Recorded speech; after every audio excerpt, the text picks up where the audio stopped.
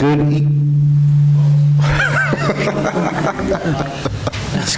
you go. Wait a second. Good evening, everyone. Welcome to the Monday, November 24th meeting of the Bennington Select Board.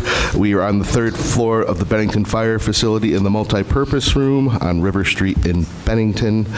My name is Tom Haley. I have the honor of chairing this board, and I will ask my fellow board members to introduce themselves, starting with Jim. Thanksgiving. Hi, my name is Jim Sullivan. Good evening. My name is Jackie Matz. Good evening, Clark Adams. I'm Ed Woods. Also with us this evening, we have Dan Monks, we have Jonas Spivak, who will be handling the AV, we have Nancy Lively, who always takes excellent minutes.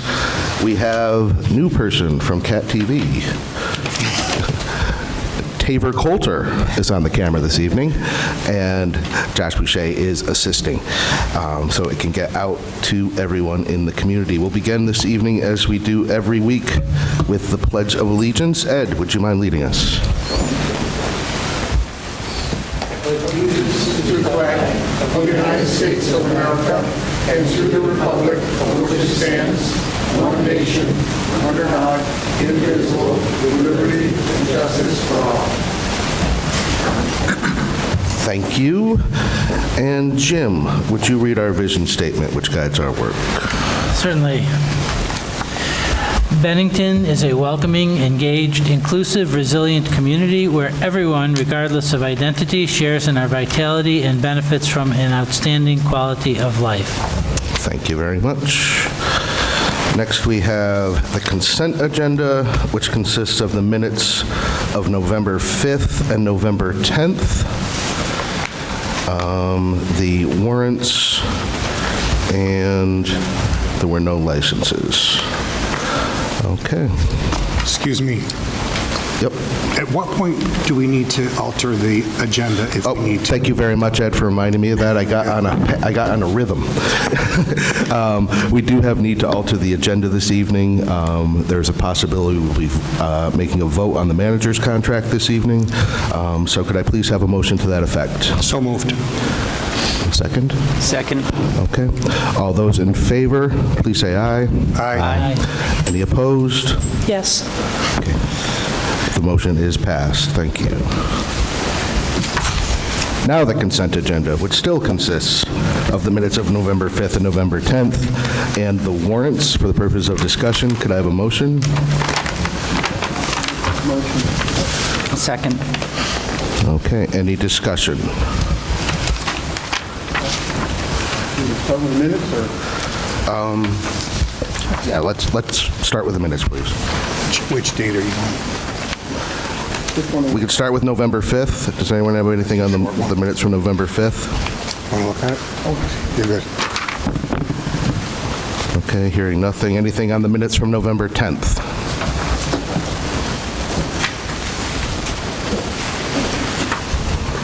Okay, anything on the warrants? I have a couple of questions. Go ahead, Clark. Could please.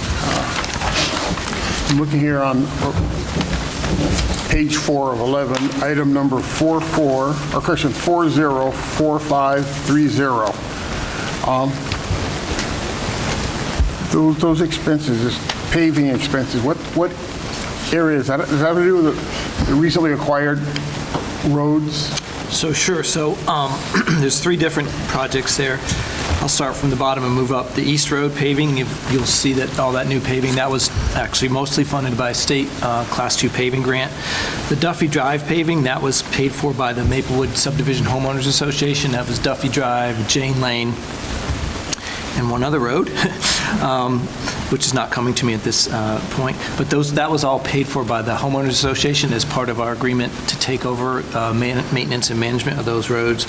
And then the other are miscellaneous roads: Frank Street, Cross Street, Gage Street, et cetera. So that was the paving this year. Fuller Sand and Gravel did that. What confused me, I was under the impression that the homeowners had paid to have all that done? Do they just reimburse the town for that, or? Yes, so what they did is they paid us the full amount before the paving was done.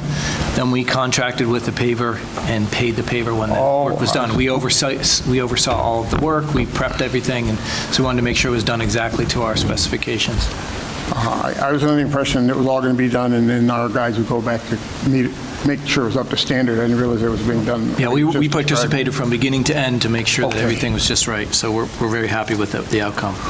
And my final question, please, is, again, on page 8 of 11, 404578, the education tax payment.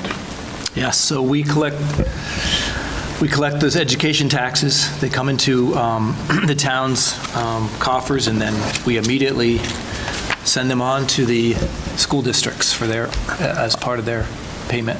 Are these quarterly payments, or is this total for the year, or what? This is the how's total that amount. done? This was the amount that we collected, yes, Wow. for this year. Yep. I would have, The only time it's adjusted is the only time it changes if there are adjustments, right? So the way it works is people get their tax bill, they pay their tax bill to the town, it includes the school portion, and then we pay to the school districts the school portion.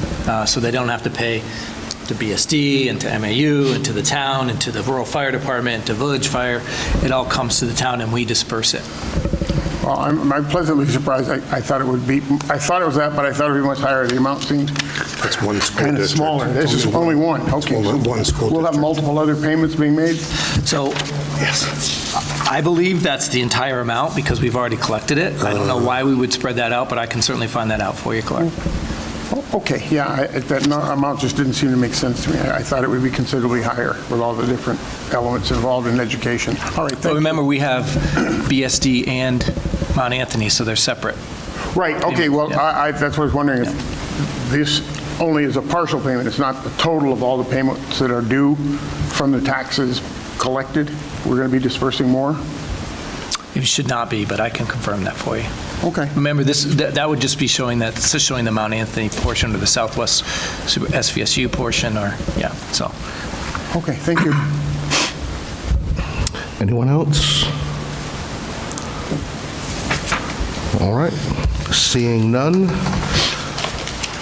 all those in favor of accepting the consent agenda, please say aye.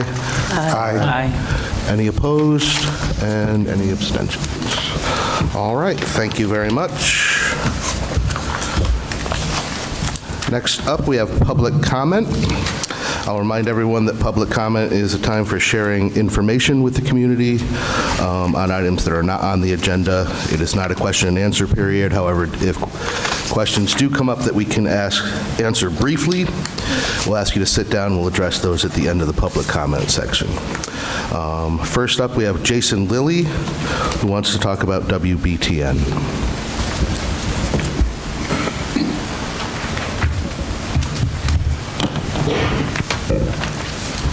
Sorry, I got a little bit of a cold here. Jason Lilly with WBTN. I'm coming here to let everybody know that WBTN has been on the air here in Bennington for 72 years. We're in our 73rd year continuously on the air. And the traditional avenues of funding have rendered fruitless the last few years.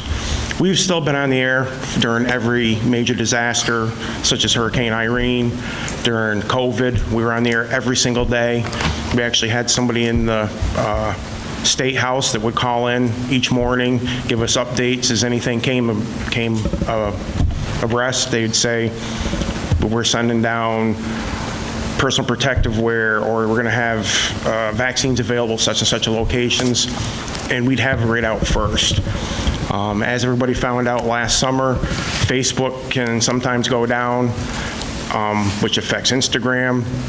If anything goes down with the internet, even though we're streaming worldwide, you can still get your local news on WBTN. The top of every hour, 24 hours a day, there's a current news feed that we have that's satellite, backed up by internet, that has world news that's affecting each and every person. It could be earthquakes, natural disasters around the world, so people can hear that stuff. We also have local programming, such as Alan Baker coming in from Shasberry.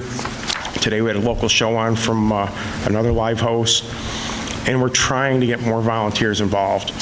We're 100% volunteer. We have been for almost 7 years now. We cover just the bare basics, and we're going to be coming to the town asking for support in the next fiscal year. We figured we wanted to start early. As I said, traditional funding avenues have been depleted. Our businesses have left town. Our car dealerships have been bought by out of the area bigger corporations, and they don't have the local ties that all the places like Greenberg's and Morrison's and those places used to have. A couple years ago, we lost our longest advertiser, the Shafts, because they decided it was time to retire, but they've been on the air for almost 60 years. So, we can't replace that because we don't have that anymore in our town. So we're an open book. Again, anybody wants to come in to do a program of any type, we can show them how to run the board. We can make commercials. We have Molly Stark comes over each year. The Girl Scouts, they write commercials, they produce commercials, and we air them throughout the day. You'll hear the girls doing the top of the hour jingle 4 or 5 times a day. And any of us are amenable to you. We're your radio station. If anybody has questions, they can reach out. My name's Jason Lilly. My wife, Jody. Shannon Pruden, he's president of the Shires Media Partnership, which is the parent nonprofit. And or just look us up on Facebook or our website. Did I forget anything? My name is Jody Lilly, and I am the treasurer of WBTN. We are looking to collaborate with the town with some support for the town, excuse me. We, like Jason did say, we lost a lot of it with COVID, and other businesses moved out of town, other people retire, people close, people are younger and don't, the radio isn't their thing. We do still reach the town of Bennington, the town of Pownell, the town of Shasberry. He can get at the AM station out to as far as Cambridge, we can hear it. Our goal in this next year is I am working with some larger corporations, but have a community feel, and they like to take and help places in their community that they do business in. So I have reached out to a few people, and I'm working that to try to get some funding through them for advertisement. We do some kind of bartering with things for like our propane and things. We have a company that gives it to us for less expensive for a commercial, which does help our bottom line a lot. I know there was something else I wanted to say, but it's not coming to me right now. Oh, our programming, we are going to be working on, like I said, we have somebody that used to do a show, has come back and shown interest. He wants to start doing a show again. We have somebody else that wants to do a kids book hour.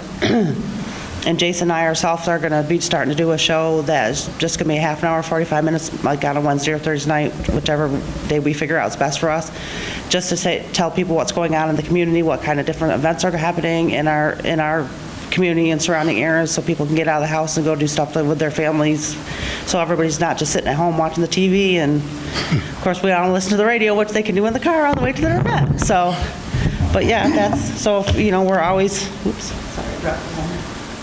We're very reachable. Jason did put his phone number down for any questions. Anybody can come and talk to us, set up time to talk to us. We're always available, well, except for when we're working, because we all do have full-time jobs too, but we do volunteer a lot. So just wanted to put that out there. I think that's everything. Okay. Do you want to share that phone number for people that are watching at home? Okay.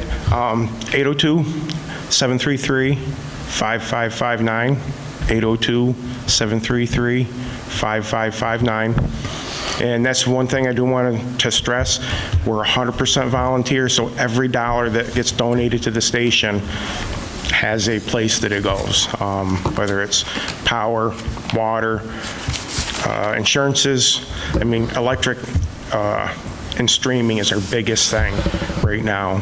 But we are streaming worldwide, and we have listeners, Brazil, England, Arizona, and Texas on almost a daily basis, in Florida. So we've been here 72 years, and if we lose it, it's going to be so hard to get it back, because it took me 3 years to get the FM station that we have now, and it used to cost anywhere from $30,000 to $50,000, and I got it donated. But it took 3 years of work of petitioning the FCC to get it, so I want to try to keep it. Thank you guys for your time. Thanks very much. Next, we have Kate Cost, who wants to tell us about CPARB meeting. I'm guessing that's change? Yes. Thank you. Yeah. Kate Cost, Bennington. I'm chair of CPARB. Because of the holidays, we've changed our meeting date. Originally, we should have been meeting on Christmas Day, and nobody wanted to do that, or Christmas evening, rather. So we've changed the date to Wednesday, December 17th. It's from 6 to 8 p.m. in the multipurpose room. Just wanted to let everybody know that. Thank you.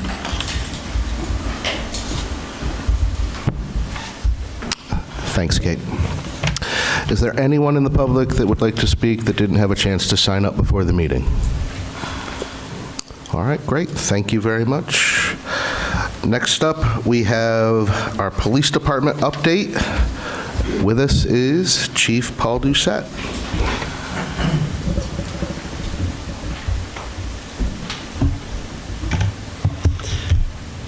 Good evening, everyone. Paul Doucette, Chief of Police and Public Safety Director for the town of Bennington.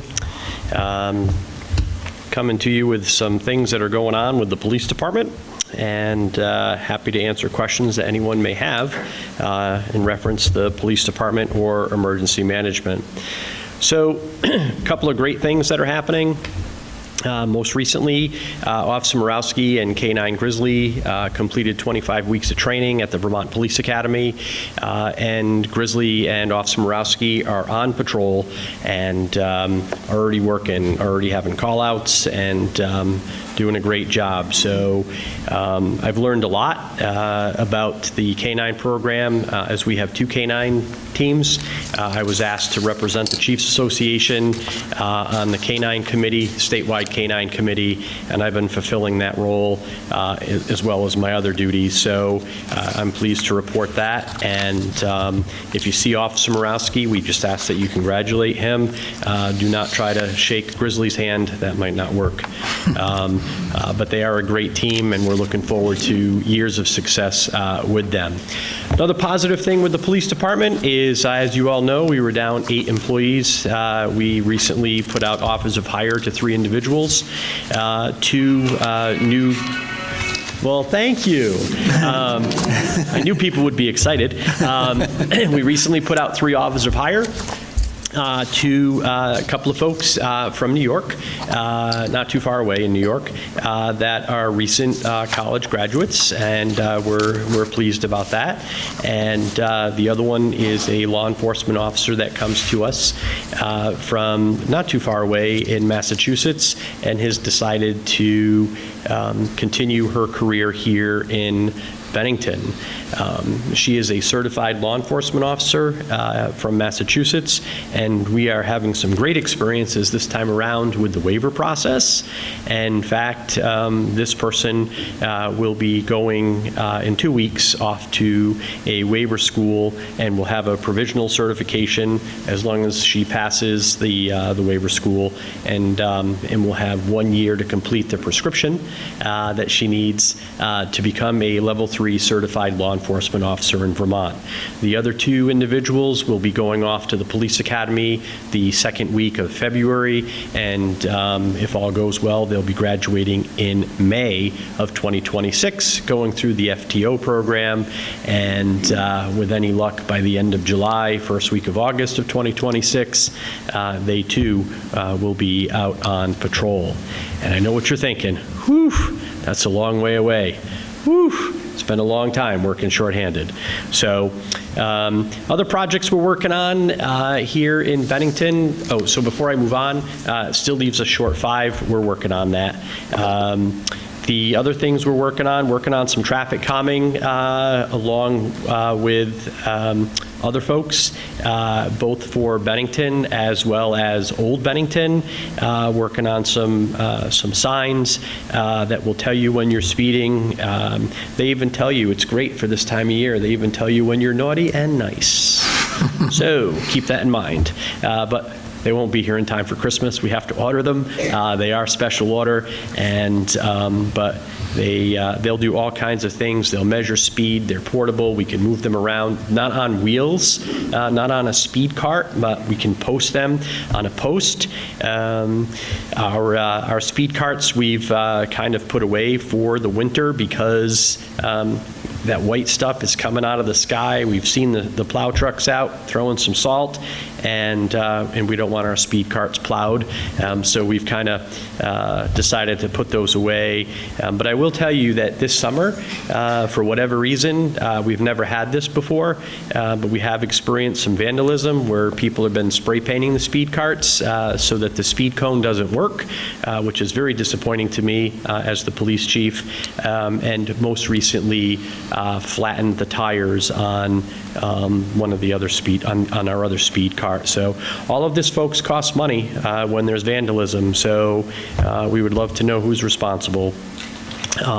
Police department and fire department budgets are done, turned in. The town manager, Mr. Monks, and our finance director, Ms. Courier, are reviewing those budgets, and Chief Barris and I feel like we turned in some pretty good budgets this year, reasonable, and we'll be talking about that in another month and a half or so when we see all of you in January. So our local emergency management plan is being brought up to date, removing Dan Monks as the emergency management coordinator, and Jeffrey Vickers, who was a fire chief here in Bennington, still a member of the Bennington Fire Department, has accepted the responsibilities of being the coordinator for the town of Bennington on our emergency management plan.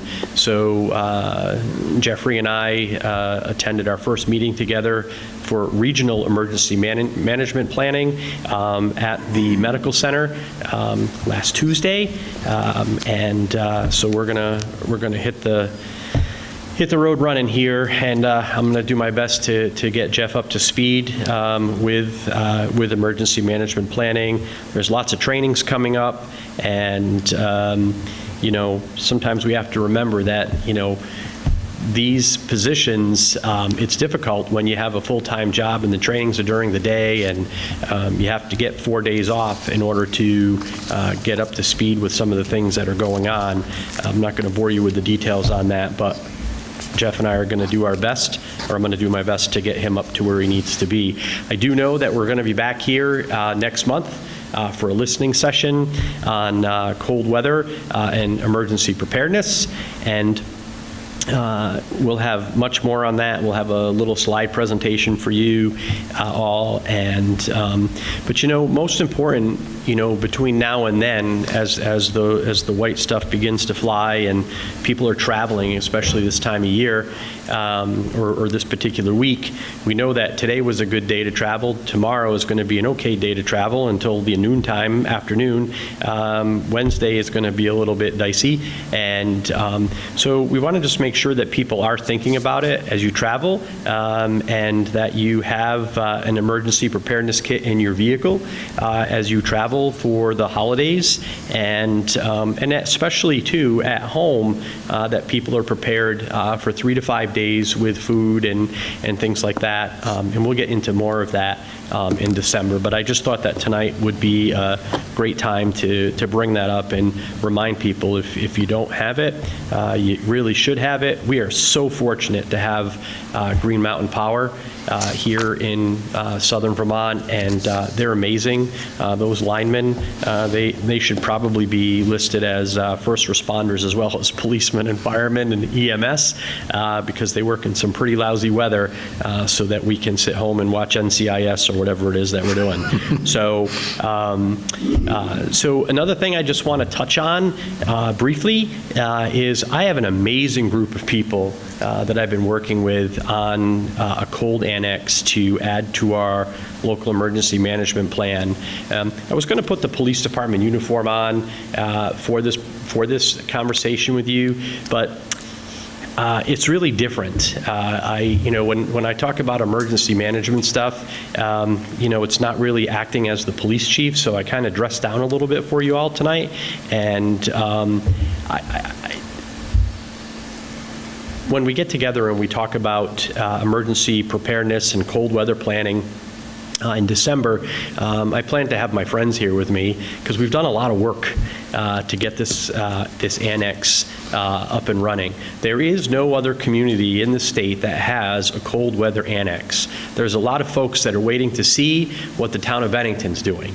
We've already gotten calls. Can we get a copy of that plan? We'll give you a copy of it, but we've put a lot of time into this, a lot of effort into this, and I think it's important that people know that we are very close to getting that done, and I would like to have that done before I see you all again. So, and then present it to the board at some point, and get the chair and for all of you to vote, and then get the chair to sign. Part of that plan has been, that annex has been working with our homeless coalition here in Bennington County, and yes, Bennington County, because it affects everyone in the county. There is some grant funding available, and we'll go over all of the parameters surrounding when we can open a shelter. But there's this Vermont Extreme Cold Weather Shelter Program where the state has made funds available to municipalities, and Bennington has taken the bull by the horns on this, and we'll share more information. But again, an amazing group of people, a bunch of organizations. We had a great meeting in this room 2 weeks ago, and people are willing to step up as long as they know what their role and their responsibilities are going to be, and then whatever we do with this. The Bennington County Homeless Coalition is going to be the holder of the grant, and they'll be the ones seeking reimbursements and things like that. It is not a function of the town, but that's something that we can discuss when we talk about emergency preparedness. And I am also pleased to tell you that it's great to, I got an email when I got back to work today. I was off last week. I was perhaps looking for a deer in the woods, which I did not find last week. I'm very disappointed about that. And first year in a long time. But anyway, I got back and I came back to this email from a parent whose son is involved in scouting and sent me a very nice email about emergency preparedness, and actually found a website that has all kinds of great information, and I started reviewing it tonight, but there's a lot on there, and I'm actually going to sit down with the group and Jonah and see if it's something that we can add to the Town of Bennington website as far as emergency preparedness. I didn't know that this site existed, and this young man has turned me on to this, and there's a lot of great information on this website. But with that being said, it's also important that people take the initiative to prepare themselves. And I've said that a lot of times over the years. And the town of Bennington can't take care of everybody, although we will do our best. And so I'm looking forward to that presentation with all of my friends and colleagues that have been working so hard on this. The heat annex was a little bit easier. The cold annex has been a little bit of a challenge, just because it's a little bit different. But there are a lot of groups and organizations in this town that have stepped up and have said that they're willing to help. So that's great for all of us. So with that, I will field any questions from any of you, from anyone that's here in the audience, and if I don't know the answer, that I will get back to you with an answer. So I am prepared. All right, thanks very much, Chief. I'll start with the board. Does anyone on the board have any questions for the Chief? Nancy? Hi. Traffic calming. I was surprised to read in the packet that Jonah said he'd been working on, I believe, 2 traffic calming questions. And I'm surprised to hear that you're also involved. Where exactly are these traffic calming situations that you're working on? Well, I mean, there's a couple of locations in Bennington that we've identified that are that we feel are a problem, at least on my side of the coin. One is on Monument Avenue Extension. Another one is on South Stream Road, just to name a couple. I mean, we do get speeding complaints. It seems like wherever, and this is not to be funny, I do like to use humor, but geez, I don't know. Sometimes I don't think we should pave the roads in Bennington because when we put down new blacktop, people speed, and then we get complaints. So I had suggested to Jonah that we just not pave any roads anymore, and but that didn't work. So those are a couple of locations where we do certainly get complaints, and we do have enforcement efforts. But it's so for us on the police side, and why I like being involved in this is when you do a good job like we do, we the police department with highway safety enforcement, grant funding becomes available, and they unlock those funds for you. And Lieutenant Grandy and I have worked towards getting these speed signs that can go up, and they can take data, store data in the cloud. I don't have to go, like with our speed carts, we have to go to the speed carts, we have to download data. These signs are going to go up, the information's going to get stored in the cloud. We're going to be able to go onto our computers, and we're going to be able to pull data. How many cars have gone by, how fast they were going, what's the fast, what's the slow, and so on and so forth. And we can take our signs and we can move them around. So we're just looking at different areas of town where we do get speeding complaints, and we can utilize those signs so we can say, yes, there's a problem, or no, there's not a problem. And you know, sometimes the perception is that there's a speeding problem when in reality it might not be as bad as people think. And that's why, you know, with technology, this is going to be great. We don't anticipate receiving those signs on our end until probably March. We want to time it so that we can get them out in the warmer weather and utilize them. Because if you get them too soon, then there's that whole warranty piece and whatever. So, but that's some couple of the areas that we're working on. East Road as well, even before they put down new blacktop, East Road. I mean, we get a lot, believe it or not, we get complaints on Chapel Road. You wouldn't think that because Chapel Road's more of a rural road, but those are a few areas in Bennington where we know there's problems. I would just ask going forward that we discuss this on the agenda. I'm aware you provided the board with 8 to 10 roads last year when we were talking traffic calming, and I think long-term residents know these have for decades been issues, but I just want to hear from everybody to have a chance before signs start going here or there. I want to hear from the public. I think the board should kind of know ahead of time too where Jonah and you and maybe some others are working. Are these temporary, permanent signs? No, they're temporary, so we can move them around. Okay, because I thought the information I've read, it said when the signs are permanent, they do a much better job with the information that I've read in the past. Yeah, I think it might be great some night to get together and not tonight obviously, but get together and talk about what these signs are capable of. But the fact that you can move them around is good for us in the sense that we can, like I said, we can collect the data that we're hoping to gather and determine if there's a real speed problem. And it also, these signs will remind people that they need to slow down. So that's, you know, it's something that we're looking forward to. I mean, there's more to traffic calming than the signs, but it's just something that we think might work and has worked in other communities. The other thing, I've been trying for at least a year and a half longer to get homelessness in the town of Bennington on a select board agenda. The rest of the board didn't want to talk about it. I'm surprised to hear that next month we're going to have a listening session on, I guess, a cold weather annex To me, that's part of homelessness in Bennington. When I think you were in months ago and I asked about a warming shelter, I was told the meetings hadn't started and I asked to be notified so I could participate. I think a lot of people in Bennington would have liked to participated, and it concerns me that I'm hearing it sounds like there are pretty much plans in place, but some of us on the board and the public, you haven't had a chance to ask questions and get answered. You will have that opportunity when they bring it before the board for approval. It will not go into effect until it's come before this board. Well, I am aware that there are some places that are getting grants from the state.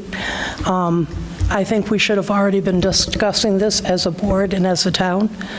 So I feel like I'm kind of behind the 8 ball being on the select board and being in the dark. I mean, I don't know if the rest of you have information about this. It's not just, Nancy, I just want to share with you, it's not just about unhoused individuals. This is about storms and different degrees of weather and sheltering. You know, if we have a major incident, you know, where will people go? I mean, it's not just about unhoused people, this annex. So I think once I get my group here and everybody has their opportunity to speak, because everybody has a different role and has done a great job, in my opinion, I think that will be a great opportunity to ask the whole group questions. But it's not just about unhoused people. It's about being prepared in the event that we have an ice storm like they had in Wilmington years ago and things like that. So there's a little bit more to this annex than you know, housing unhoused individuals. And last, when you're talking regional planning, are you talking Bennington County? Yes. Nothing extended past Bennington County, outside of Bennington County? Well, we're, as a county, when I talked about Jeff Vickers and I, there's regional planning, emergency preparedness planning that takes place. There's drills and exercises. I don't want to go deep into this because they're not here, but for example, there is a large, the hospital is starting to look at they want to have an exercise in 2026, and as a county and as a region, we would actively drill with the medical center. That may involve bringing in resources from Hoosick Falls or Williamstown in the event of, for example, a hazmat incident or something to that effect. We may need them for decon and things like that. So when we plan regionally, we have mutual aid agreements, and we may bring folks in from other locations. So it's not just going to be like the Bennington, North Bennington, Bennington Rural Fire Department, Bennington Rescue Squad, and Bennington Police. I may bring in the Sheriff's Department and the State Police. You know, we may get some support from perhaps the New York State Police with their aviation unit. There's all sorts of things that could be happening because they also have resources that we can utilize. So that's what that's about. And then the other piece of it is, I mean, if we had a situation where something went terribly awry with our friends to the west in Hoosick Falls, they may land here in Bennington, sure. So it is regional, and we do call it Bennington County, but at the same time, we would help folks from other communities because we certainly are the hub of services, and we have the facilities that may need to be utilized. So yeah, there's a lot to it. Okay, Clark? As usual, Chief, always good to hear from you. Sorry about the deer. Coming on my backyard about May. May. I think I want to retire someday with my credentials in place, but go ahead. All right. All right. I won't say what I don't see. You know, I'm kind of disconcerted to hear about vandalizing those speed carts. And what I would like to know from you, or if you call it, is there something we on the board can do, whether it be getting some sort of surveillance or monitoring equipment to be posted to kind of guard that property? Because I'm real unhappy about people going around being destructive like this. Well, you know, I'm unhappy too, and I didn't mention it so that people got wound up. I just want you to know that we do our best to promote highway safety here, and we can't get accurate data and accurate information when somebody uses black spray paint and spray paints things. And you know, when you take the time to flatten the tires on the speed car, it costs money to get that fixed. And you know, I just brought it up so that you knew. It's well documented. It's documented at the police department on an incident report. But it happened a couple times this summer, and you know, it's a little bit frustrating. And as far as, you know, surveillance or whatever, we've never really had these problems before. I mean, we've had a speed cart get, you know, hit and totaled out on South Stream Road because the person was going too fast across the center line and hit it on the other side of the road. So hence the speed problem. But yeah, it angers me as well, Clark. But you know, I don't think there's anything we're going to do about it right now except make people aware that it's just not acceptable. No, I understand. I just want folks to understand there's no way that's any tolerable at all. And, you know, I understand the reason those are there are to protect the people of this town. And these individuals who are doing that's counterproductive. They're putting other people's health and safety at risk. And I'm more than willing to do anything I can do to support efforts to address this. Thank you. Ed? Thanks, Chief. I have to make a comment about traffic calming, if you don't mind. I want to remind the rest of my colleagues on the board and the public that last year this board put together a very comprehensive plan to address areas where where we might benefit from some traffic calming. That means that any resident can go to our website and leave their comments. Every incident, every complaint gets reviewed for potential calming tools that might be put into place. So I disagree with my colleague that she wants to see every street that needs to be calmed. The work that we did last year was, instead of us having to review every street that needs to be calmed, we have experts to do that. So maybe our board ought to read back on the minutes. Thank you.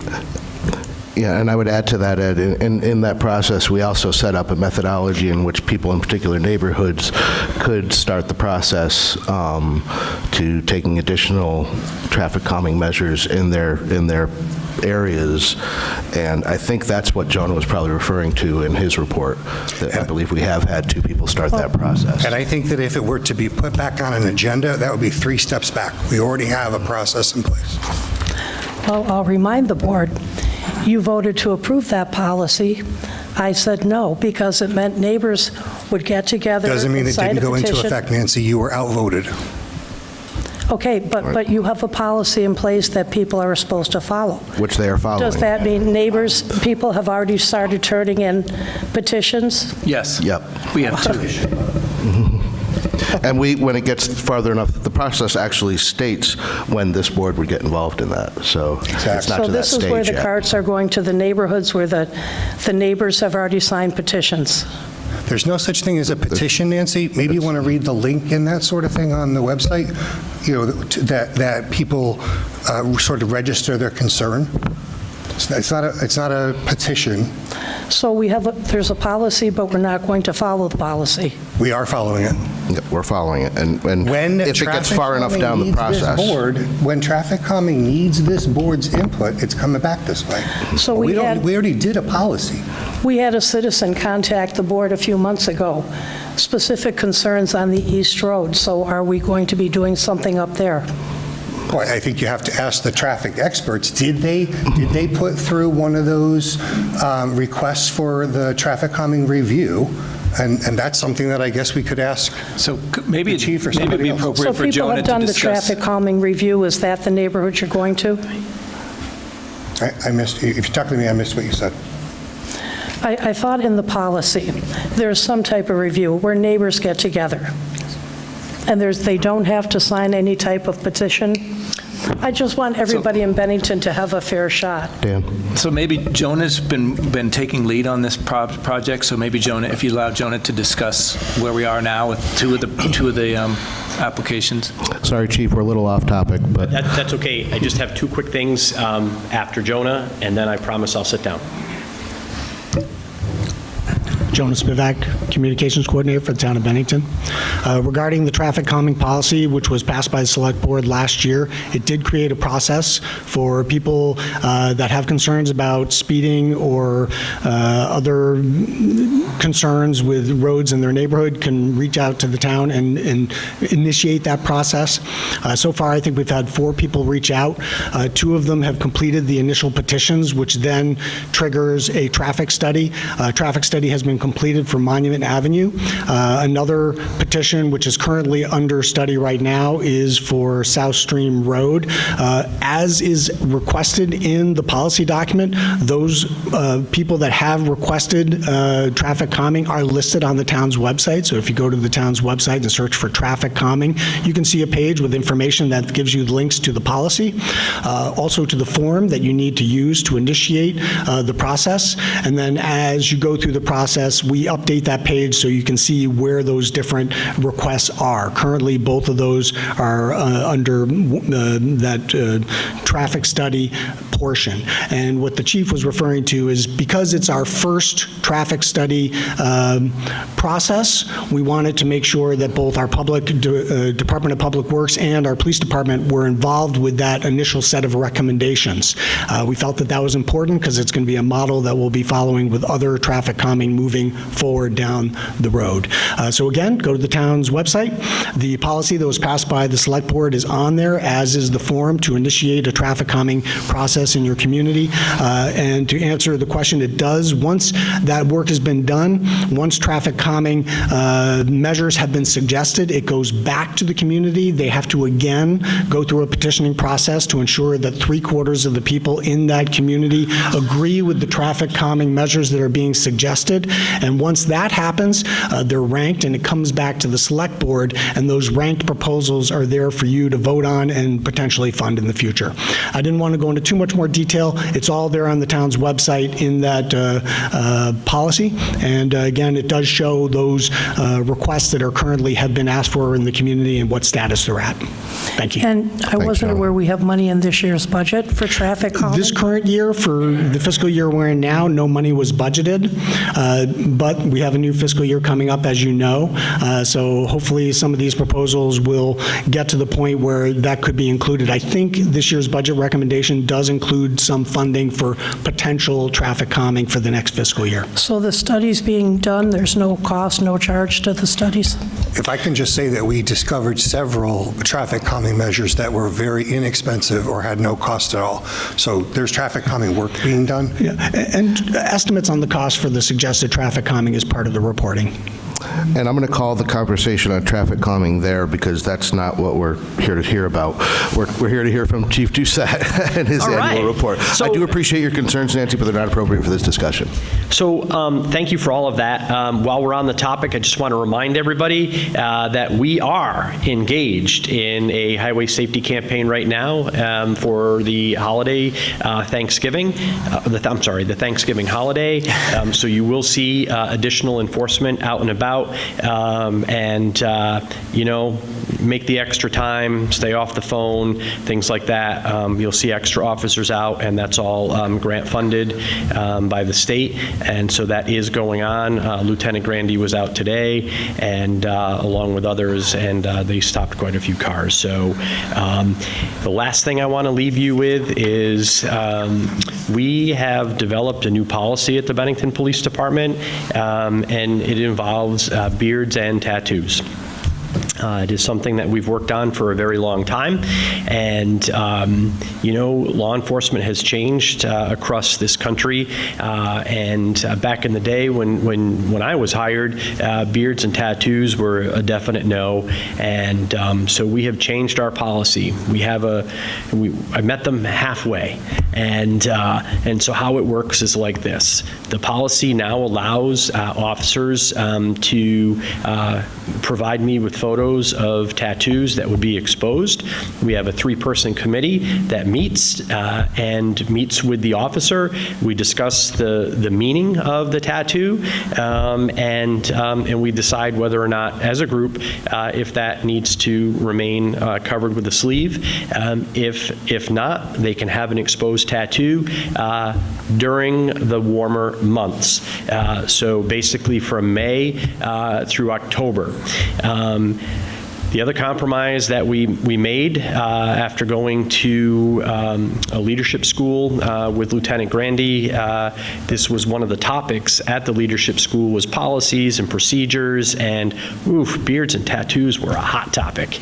And so, you know, it's about compromise when you want to hire people and you want to keep people happy. And so we did agree, not just for No Shave November and raising money. We did agree that when long sleeves go on, long sleeve shirts that is, when long sleeve shirts go on, officers can in fact grow facial hair. And it is very, very strict. In fact, it's 1/4 of an inch, and it has to be well groomed and maintained. And so far so good. We're 3 weeks into November, and the officers that are growing beards, that can grow beards, maybe not the couple of new ones, are doing so, and they look great. They are maintaining the facial hair. I started, and it was so gray, it was so bad, and I just decided that was not for me. Chief, I'll ask you to watch yourself.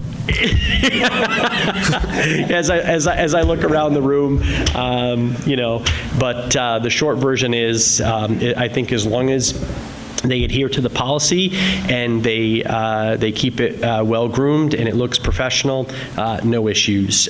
But again, if they do not, then there are policy violations, and we'll take care of that. So with a razor. So I just wanted to share with you, as we get beyond November, you will see the beards probably until the month of May.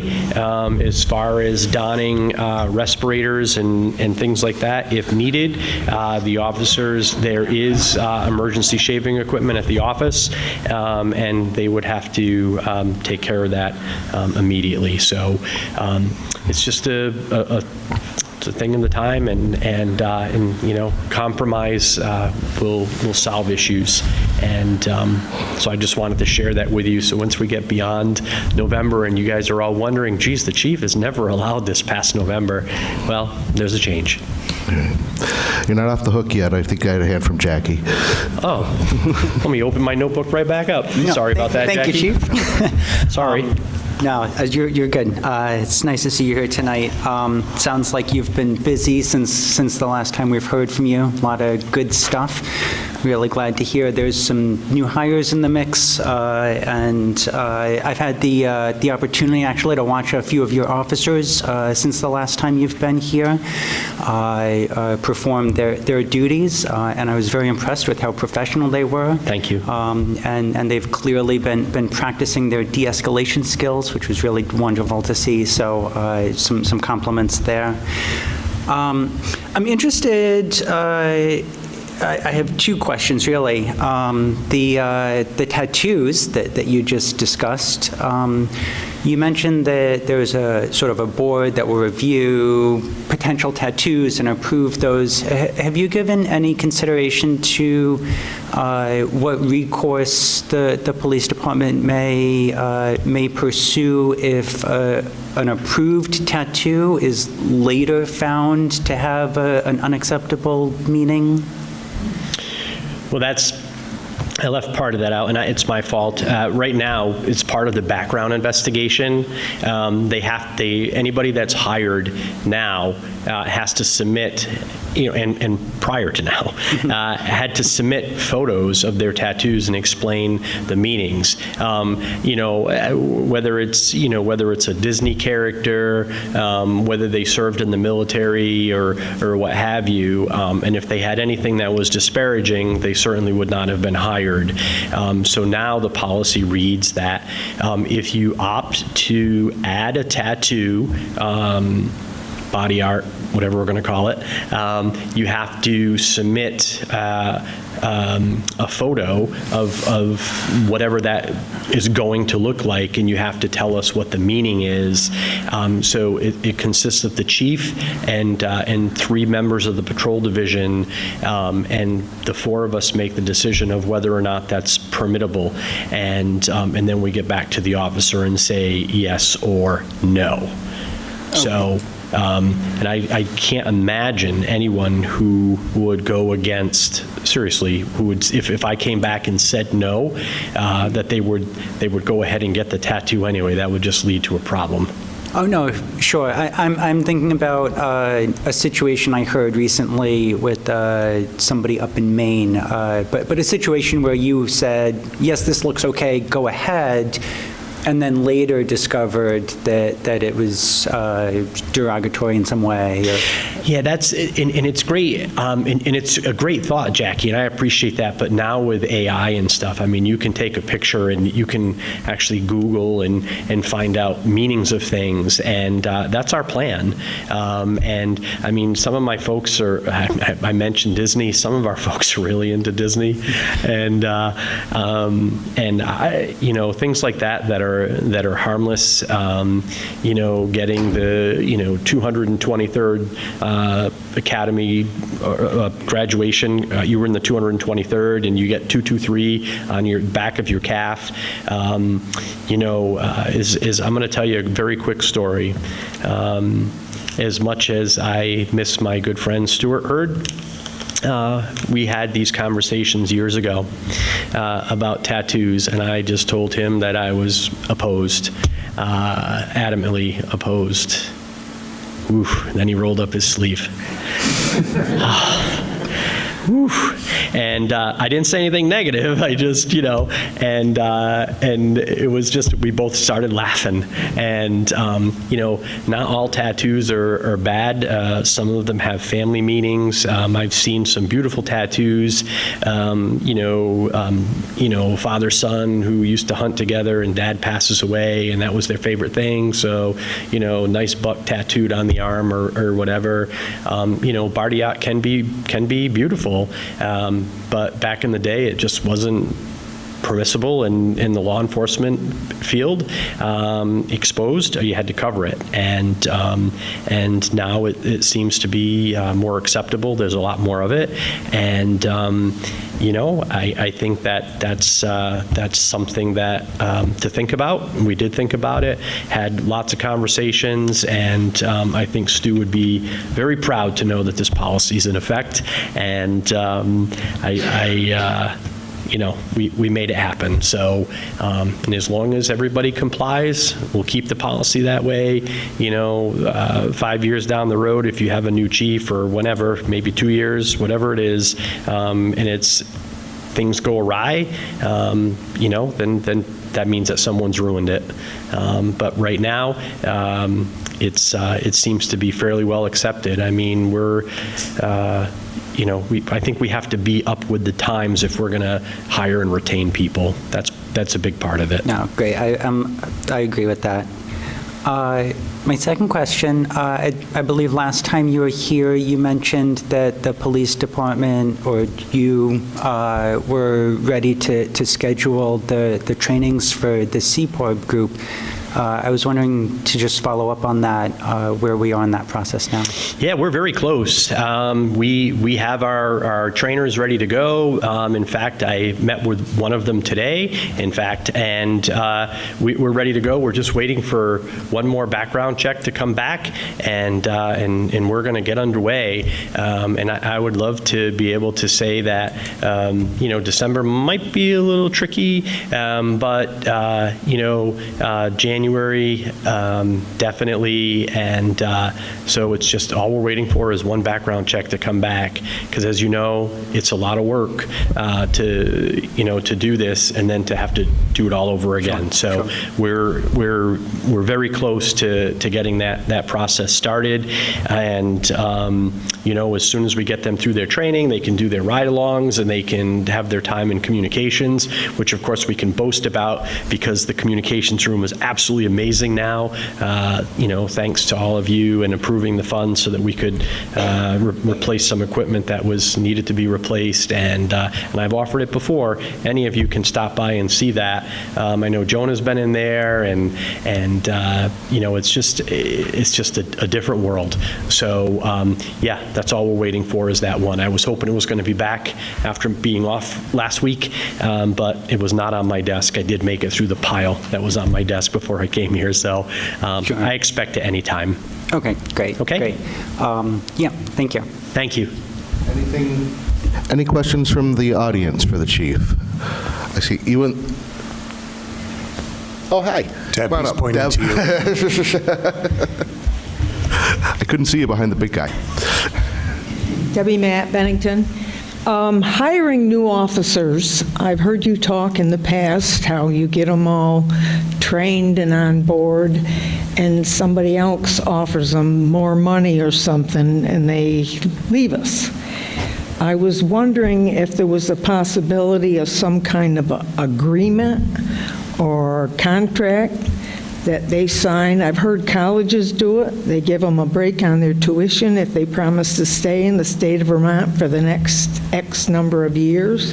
Is that a possibility to keep trained officers at this point? So we now have that in our working agreement where when an officer comes on board, they are supposed to stay with us for a period of 3 years, Deb. Or they have to reimburse the town for training and things like that. So, they obviously don't get to keep any of the equipment that's issued to them or anything like that. It is in the working agreement. So, good question, and that's the short answer. I saw a couple other hands. Ken? Good evening. Ken Millman, Bennington, Vermont. I was just curious, the drivers who hit the bridges, the covered bridges recently? Yes, sir. And drove away, were they charged with hit and run? Charged? It wasn't in the paper.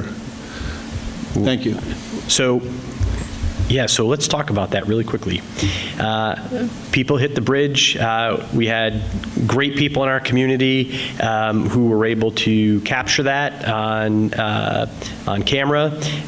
We were able to track people down, and it's called, in Vermont, it's called leaving the scene of an accident, and people were issued citations for that.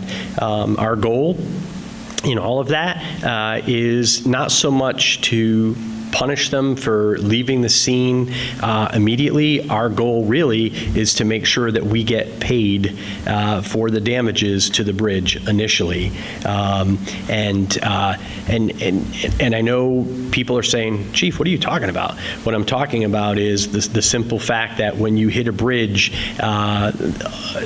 like a covered bridge, it's not as simple as just getting regular wood and going there and doing this. I mean, the expense for repairing those bridges is pretty significant. The first hit was very significant. The second one was significant, but not nearly as much as the first one. But a shout out to the folks that were able to capture that on video and registration plates. And the second hit, the company down in Connecticut whose driver hit the bridge after a short debate and sending the owner the video, accepted full responsibility for that. But as far as taking people into custody and sending them to jail, they receive citations and have to appear. So, but again, our goal is to recover the money for the damages and then let the LSA ride out in the court system. So the short answer is yes, but I want you to know that They were charged with leaving the scene. correct. But I want you to understand that we in both incidents, people have accepted responsibility and insurance companies have accepted responsibility, and we are in the process of making those repairs. Because when someone, and again, not to be funny, but when someone... The citation. Well, I mean, it just shows the judge that the damages were taken care of, and because there's a whole restitution piece if they're not taken care of. I just share that with you so that people know that those damages will be repaired, Ken, because what happens is we still get calls, oh, someone hit the bridge, and you go out there and it's the same damage, right? Because we really, living in Vermont, you kind of take that to heart, right? That, hey, these are our bridges, and we don't want them to look like they do when they've been hit. So I just shared that whole story with you so that you know that, yes, we are holding people accountable, and two, people have accepted responsibility, and it's not going to be taxpayer money that fixes those bridges. Okay. You're welcome. Anyone else? All right, Chief, thank you very much. Oh, wait, I'm sorry, Leslie. Sorry. Leslie Addison, North Bennington. Quick question. How and what crime data is collected and reported, and how does that get reported out to a community? Leslie, before you run away, tell me what kind of crime data you're looking for. Ultimately, I kind of want to know what's the health of our community through whatever means that gets collected, reported, observed, evaluated, discussed. So how do we know how well we're doing? How do we know whether we're going the right direction, and how do we evaluate that? A lot of factors play into this. Okay, so, we respond to incidents, we code incidents, communication specialist takes the call, let's just say it's a DUI, right? So, person weaving all over the road gets put in suspicion of DUI, stop the car, the person says, hey, yeah, I'm not, I haven't had anything to drink, but, I've been on my cell phone, right? So that gets coded out as a motor vehicle violation for using the cell phone while operating, right? So it's the data that goes into the Valcor system. We can run reports, and we can get data to show what's going on. We can get data that shows what's going on at the hospital. We can get data that shows what kind of incidents are happening here at this building. We can run reports to see where crashes are happening. We can either do that locally, or I can call the state and we can get that data. So if you have anything specific that you're looking for, call me, and we can take a look at that. At the end of the year, we generally run a report and we look at major crimes and assaults and things like that, and we take a look and see the locations where they're happening. We don't just do it at the end of the year, but periodically throughout the year, we do take a look and see what's going on. But at the end of the year, we like to see where we're at. We like to see how many arrests we've made, how many people have been sent off to diversion, whether people were pre-charge. So, there's a lot. That's why I said there's a lot of factors that go into this, because we don't just arrest everybody, contrary to popular belief. So, I think that's important. As Ken asked the question, we issue citations to people. We don't just lock everybody up. So it just depends on what you're looking for. I'm happy to, if you have anything that's specific, I'm happy to look that up. And if you wait until January, I can tell you what happened for the year. Thanks, Chief. You're welcome. All right. Thank you very much. You're welcome. We'll see you in a few months. A few months? Well, we'll see you at the listening session. We'll see you back here. See me in a couple of weeks. Right. Yeah. All right, next we have the Vermont Route 7 intersection scoping study. We have representatives from VHB and VTrans here. I apologize, we're running a little behind. I know you've been waiting.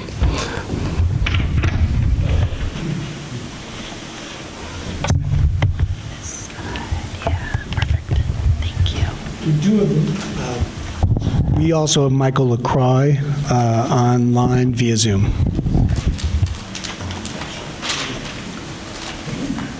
And just to clarify, Michael works with VTrans, so he's a VTrans employee. Good evening, everybody. If you can hear me, I'll just do a quick introduction. I believe Karen sent off from VHB is present with you today. I'm sorry I couldn't be down here in person. That's okay, you don't need to see me. So yeah, just a real quick intro. We are finalizing the process of scoping a project along Northside Drive in Bennington, about 3 intersections, and we'll go over those with you here as part of this presentation. The purpose of this meeting really is to share with you the findings of this study as it's concluded, and essentially seek the board's a vote, if you will, to endorse the preferred alternative that we'll show you at the end of this presentation after we go through all the data with you. So I'm going to hang back. I'll turn it over to Karen, and if you have any sort of questions, feel free to ask them. Thank you. Thanks, Mike, and thank you all for your time this evening. Really appreciate the opportunity to be talking about this project. And this is not the first time this project has been in front of this body, so we'll touch on just sort of where we are in the process and where we're headed with this. But Mike gave a very good overview. So just a very brief project background. I'll move through this fairly quickly. There's a lot of slides, but we'll move with some speed here. So very brief project background and a little bit about the purpose and need and how that drives this work. And then we'll talk about the alternatives that we looked at as part of this process, and then talk in some detail about the recommended preferred alternative, and then hopefully take that to action for this body to hopefully endorse that preferred alternative to carry it forward through sort of the remaining pieces of this process. Talk a little bit about next steps.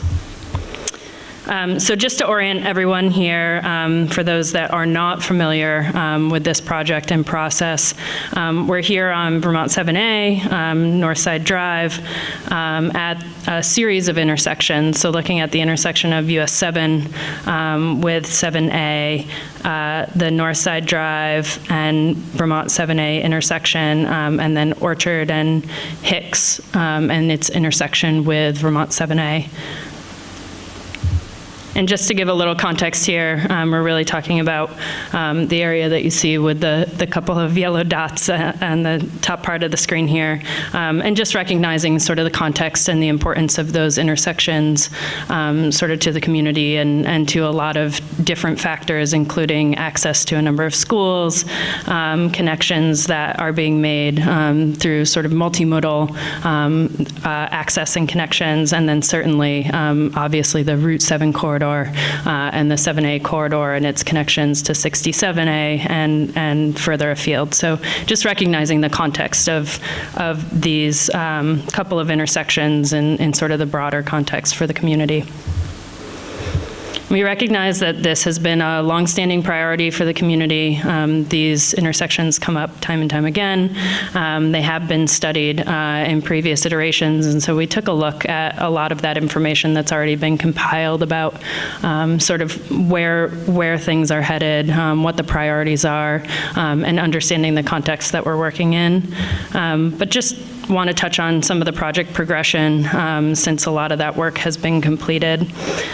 So back in 2021, the Regional Commission prioritized these couple of intersections as regional priority projects for the community. And so the Transportation Advisory Committee, as part of that body, brought those forward to the State Agency of Transportation and basically put those priority projects at the regional scale into the statewide programming for projects to move forward. And so initially, we engaged with the State Agency of Transportation to support what they were calling at the time project refinements. So we were in front of this body back in February of '23 to talk about local concerns and develop a purpose and needs statement and confirm that sort of purpose for the project and the work that we would do at these intersections with this group and with the community. We are then back with this, with the community and with this body to talk about the alternatives that were developed as part of that process, again, back in sort of the spring of 2023. And at that time, the body really wanted to see roundabouts move forward at each of these intersections, but recognized that we needed to dig into some more of the detail to really understand the implications of that and land at a preferred alternative. That's when we engaged again with the state agency to bring this project through a scoping effort and sort of through their prescriptive approach to scoping so that we could progress the project forward. So we met with the project development review team made up of representatives from the town, the regional commission, as well as the State Agency of Transportation, and then as the consultant team were part of those discussions. And so those occurred back in February of '24, again in September of '25, and then the state agency and ourselves as the consultant team have been progressing this work forward in the interim. And then we're here today, hopefully to gain some endorsement for that preferred alternative moving forward. So as I said, we were back with the community in '24 to talk about the purpose and need for this project. So this is mostly just a reminder for everyone that the purpose of this project is to enhance the safety, efficiency, and aesthetics at 3 intersections identified as US 7 and Vermont 7A, Vermont 7A at Northside Drive, and Vermont 7A at Orchard Road and Hicks Avenue. And then in the body of the report, which there's a draft version that we can make available for folks if you want to dig into some more of the details.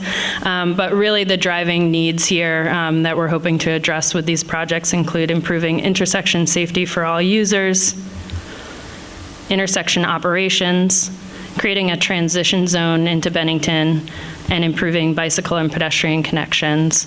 And there's a lot more detail here and a lot more detail in our draft report, and certainly happy to jump back into some of those details if folks want to discuss those further. So stepping ahead, as part of the scoping effort, we're really looking at alternatives against the no-build condition. And in this case, as some of you are aware, there has been some work at these intersections, both planned and ongoing, to upgrade some of the equipment that's out there today. So we are considering that as part of the no-build alternative here. So the improvements that are being made, mostly to upgrade signal equipment, are being considered as part of the existing condition, or excuse me, the no-build condition and alternative that we're evaluating other alternatives against. Alternative B in our process here was looking at signal improvements. It's really improving lane configurations and traffic signals at each intersection. And just ticking through sort of left to right, just to orient you here, Hicks and Orchard intersection to the left, and the US 7 intersection to the right were generally oriented with north up, just a little askew, but north up on the page for all of these conceptual alternatives. And zooming in for alternative B at the US 7 intersection, this would consider reducing the northbound through lanes to just 1 lane instead of 2. That allows us to neck down on the north side of the intersection and create a shortened crossing for folks crossing on the shared use path on the north side of the intersection. And again, and this is at the US 7 intersection. This alternative also contemplated bringing the right turn lane that's currently a channelized right turn with a stop sign at the North Side Drive intersection into the intersection itself, and improving pedestrian connections through the intersection as part of that improvement package. This would entail moving some signal equipment, improving some of the signal equipment that's out there, and again, working to shorten some of the crossing distances, particularly for the rail trail and that crossing on the east side of the intersection. And then finally, at the Orchard Road and Hicks Avenue intersection, this alternative contemplates improvements to the signal equipment, removing the span wire, putting in mast arms and mast arm poles, but most notably in terms of pedestrian and cyclist safety improvements, it's working on the access management on the southwest side, or the southwest quadrant of the intersection, improving that to really create a sidewalk connection for those folks with the pedestrian signal heads and all of the features that you would expect to see for that pedestrian movement. Alternative C, as part of this process, we looked at single-lane roundabouts. You all have seen sort of a very conceptual version of this in previous iterations, but we really dug into some of the details with this study to understand the implications of what it would take to do single-lane roundabouts at each intersection. And again, zooming in, looking at the starting at the US 7 intersection with 7A, this contemplates a single-lane roundabout, and that would have a 130-foot inscribed diameter. It would accommodate all the design vehicle, bigger trucks that it would need to. It would realign the shared use path on the north side just to make enough space between the circulating path and where pedestrians and cyclists would cross, but otherwise, would reduce all of the approaches to this intersection to a one-lane approach.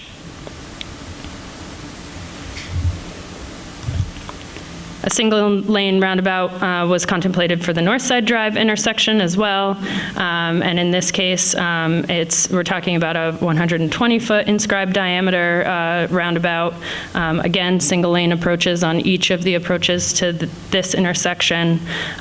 This one also contemplates replacing the existing driveway and bringing it into the circulating path, sort of on the south or southwest quadrant of the intersection, and maintaining the access for that particular parcel, but putting it in a better spot. Otherwise, one of the bigger things on this one is, again, reducing sort of that crossing distance for pedestrians and cyclists, particularly for the connections like the rail trail, and certainly creating access on all of the legs here for pedestrians. And then finally, a single-lane roundabout contemplated at the intersection of Orchard Road and Hicks Avenue. And at this intersection, there would be some right-of-way implications, though quite minor, given what's happening out there. And again, single-lane approaches on each of these. The area that you see in red there in the middle is mountable. So although it's a smaller 100-foot inscribed diameter for this roundabout, it is mountable and navigable by our design vehicle, which is a large truck. And again, this would include pedestrian access on all four legs of the intersection. Finally, our alternative for the intersections, alternative D, looked at a mixed single-lane and hybrid multi-lane roundabouts. So we'll really zoom in on the US 7 and the North Side Drive intersection in this case to look at a slightly different variety, and I'll speak to the purpose for that.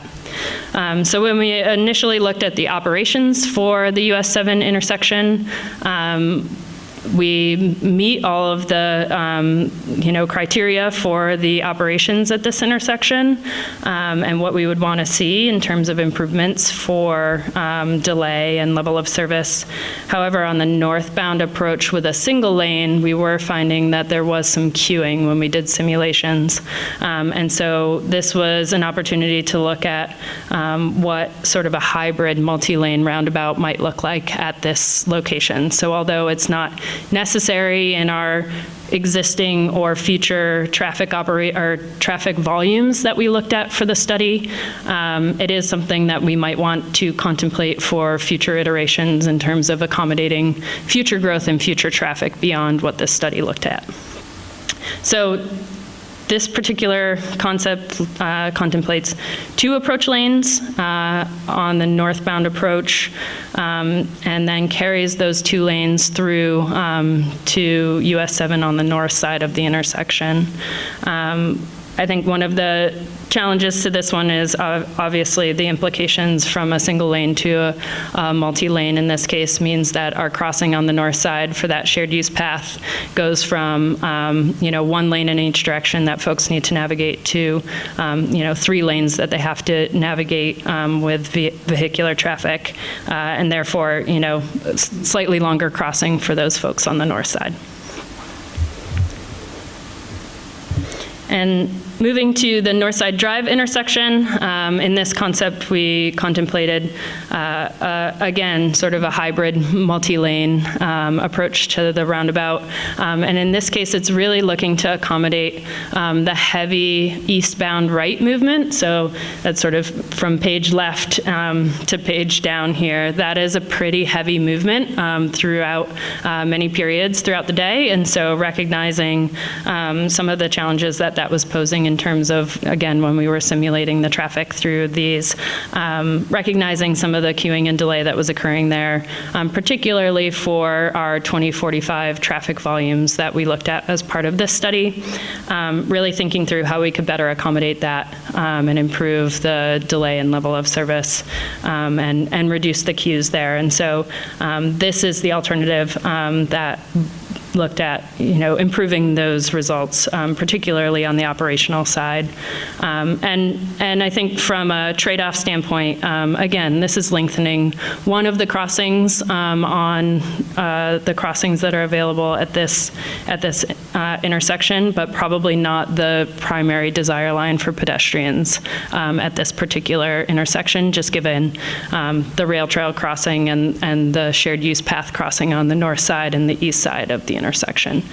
So really not a huge trade-off in terms of pedestrian accommodation.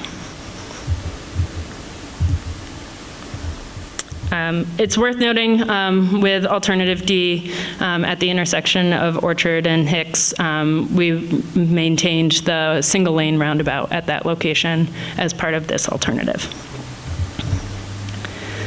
And then finally, Alternative E, we did look at a multimodal grade separated crossing. This was something that came, I believe, out of this body as we were wrapping up the refinements process and moving into scoping, mostly to look at the feasibility of doing something like this and contemplating the implications for moving forward with something like a grade separated crossing of US 7.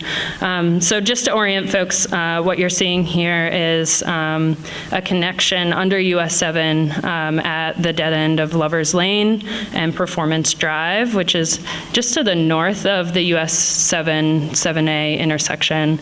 And in conversation with the project development review team and recognizing some of the challenges of this. We'll talk a little bit about it in the evaluation, but just recognizing this is sort of an indirect path, but puts folks that are walking, biking, moving about, not in a vehicle, on lower volume roadways and connections through this area, and separating them from having to cross traffic on US 7, excuse me.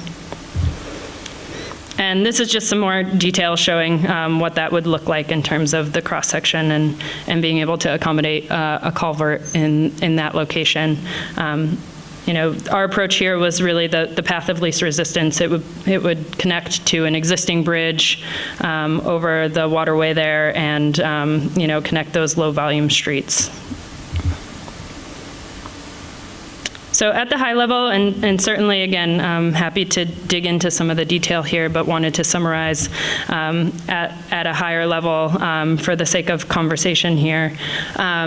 Looking at the intersection alternatives, so alternative A, again, is our no-build, alternative B is our signalized improvements, and then alternative C, our single-lane roundabouts along the corridor, and then alternative D is sort of the mix of some multi-lane hybrid roundabouts with our single lane at Orchard and Hicks.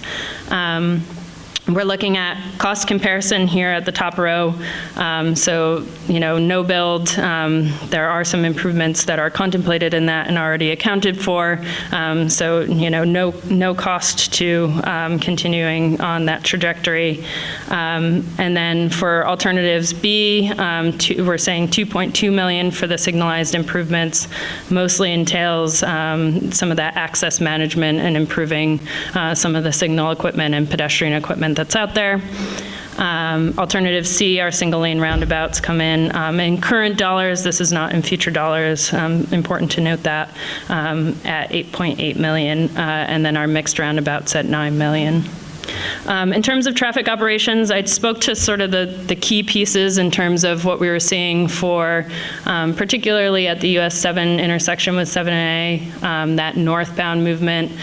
There was some queuing, not anything that tipped us into territory where we were concerned about the level of service or delay that was occurring, but mostly just contemplating if there could be improvements to that in the future. And then our eastbound approach to the North Side Drive, that's a really heavy movement that uses that channelized right turn today. Just recognizing that and working to accommodate that in the current and future volumes that we looked at for this study. In terms of safety, certainly improvements for pedestrian movements generally across the board, really working to reduce the distance that folks need to cross and improving the equipment and options that are out there for accommodating those movements better and improving the safety there.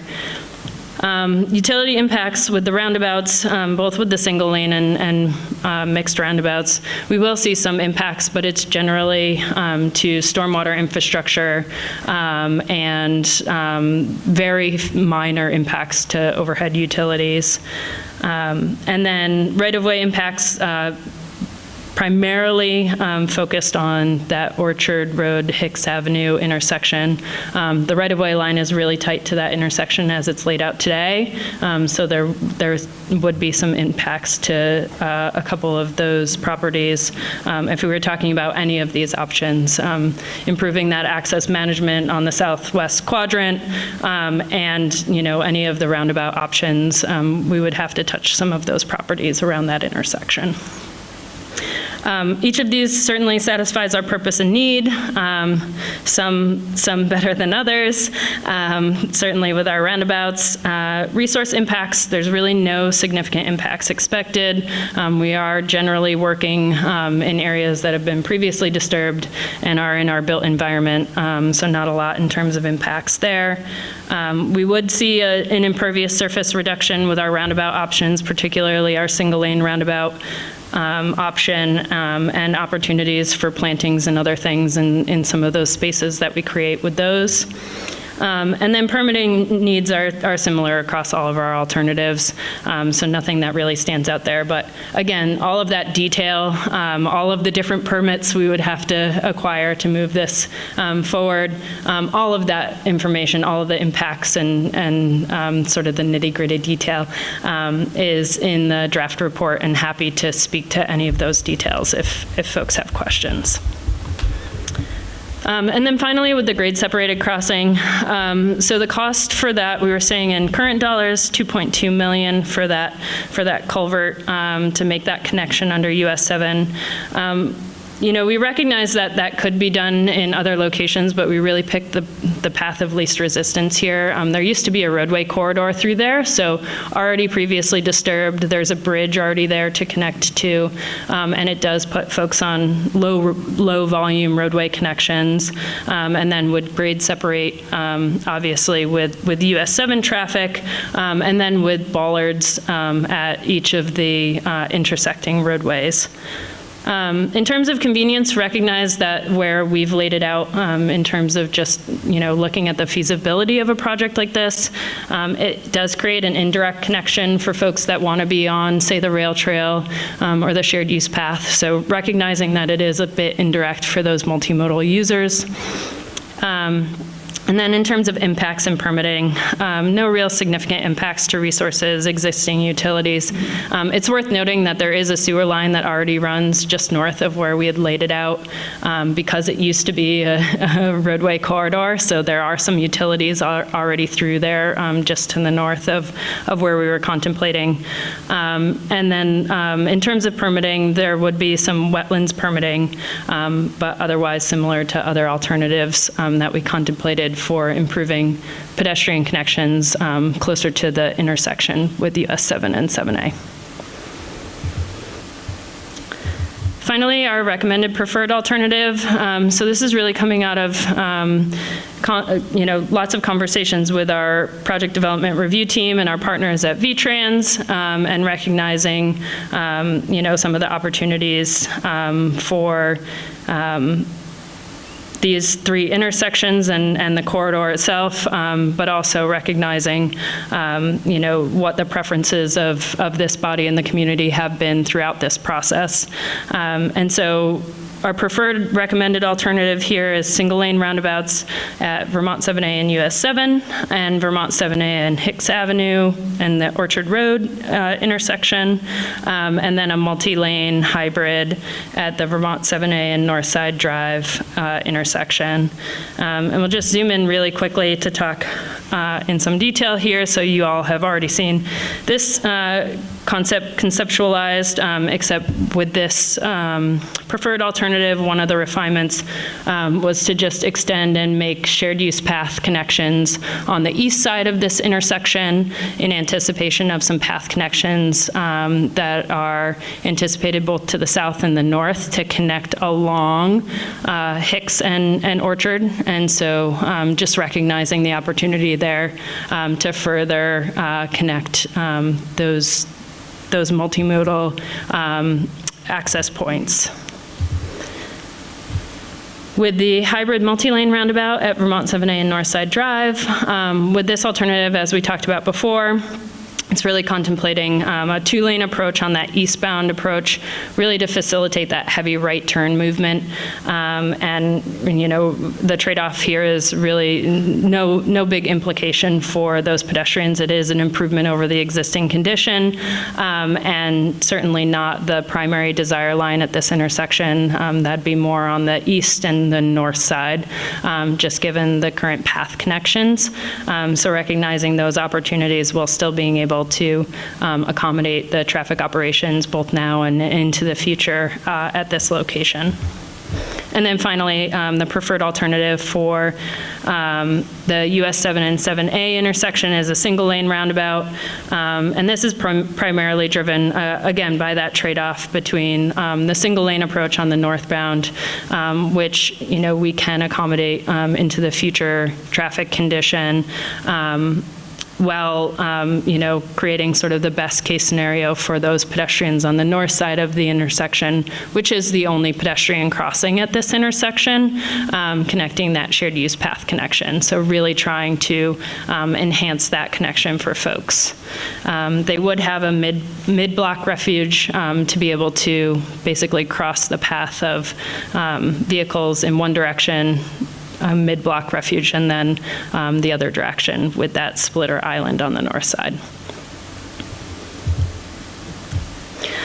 And so with that, I'd like to put to the to the select board an action, and certainly Mike, chime in if you have anything to add to that. But the action we are asking of the board this evening is to endorse the recommended preferred alternative to carry forward. This is now a programmed project in VTrans's prioritization process, and so recognizing that we're really here to confirm the endorsement of the roundabouts on this corridor that we heard from this body previously, and work to endorse this preferred alternative so that the process can continue forward eventually into design and construction as part of the state agency's prioritization process.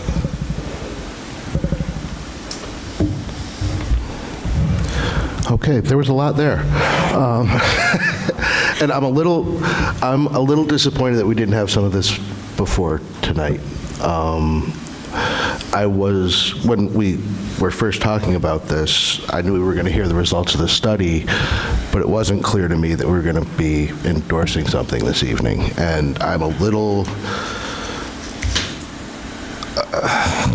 I would have preferred to have some of this ahead of time so I could, review it before this evening.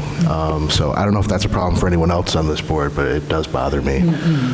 Jim, I'll get to you.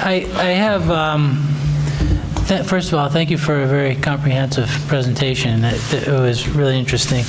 I just have two questions. One is, with 3 intersections and 4+ alternatives for each one, there's a lot of potential combinations across and you kind of separated them to no build, signalized, single lane, multi-lane hybrid.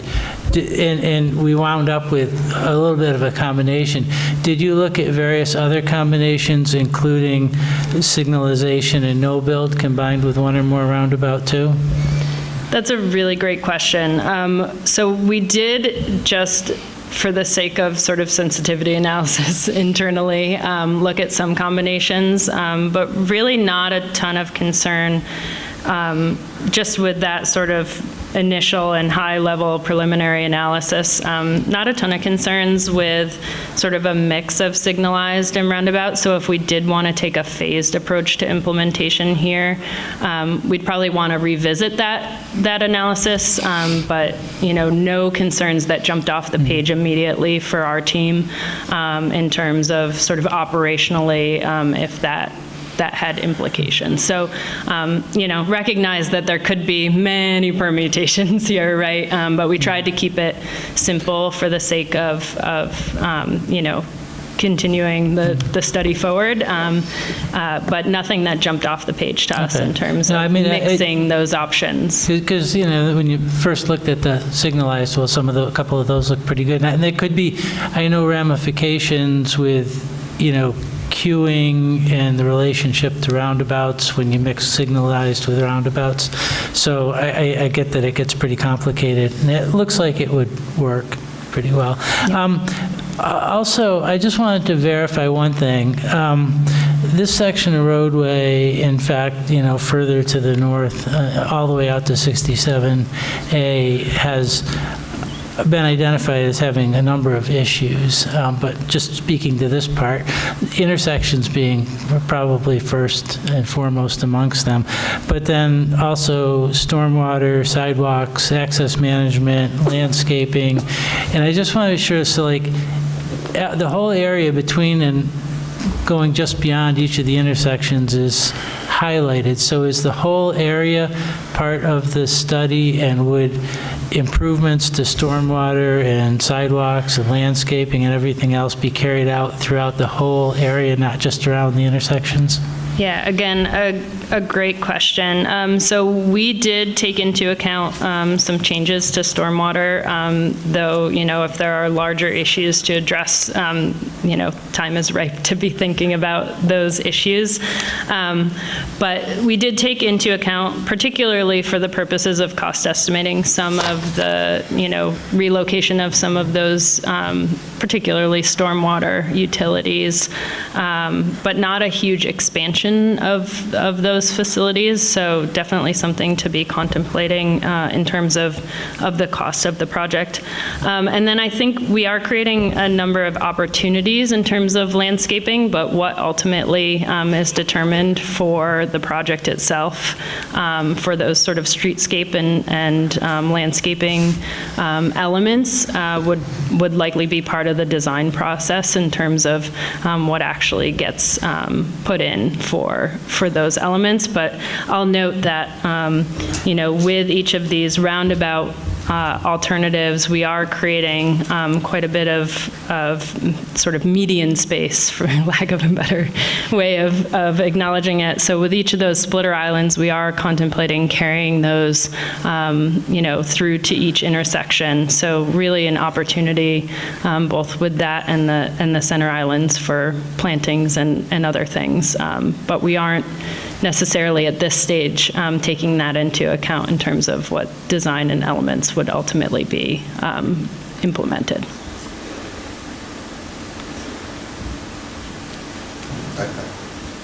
I promised Nancy she'd be next. I mean, we had nothing in our packet. Was there someplace online we were supposed to go and look at this information? I guess this was on an agenda in 2023, one meeting? There were 2 meetings, actually. Okay. I missed those. I remember, I think it was during COVID, was the first presentation. I'm surprised by a lot of this. Some of it I could see and I could make out. A lot of it I'm clueless about because you can't see it. I couldn't even read some of the different things. So without having time to go through and read all this, I couldn't vote on anything tonight. Next, Clark. Yeah, like both Mr. Haley and Nancy have said here, I was kind of drinking out of a fire hydrant, man. It's really blasting a lot of information, and I've never seen this presentation. I think the most important thing is the people of Bennington need to be able to see what's going on and be able to adjust this and give us some feedback. When I first moved up here, I'm fairly new to the area, but I drove through Malta, New York, and they have something like that, and I thought, man, I got lost in there because it seems like every time I turn, I was in a rotary or a roundabout. So I really think the people of town need to see all these possibilities and have time to get back with us on that. I wouldn't be prepared to commit to any course of action tonight. Jackie, then Ed. Thank you. Thank you for being here.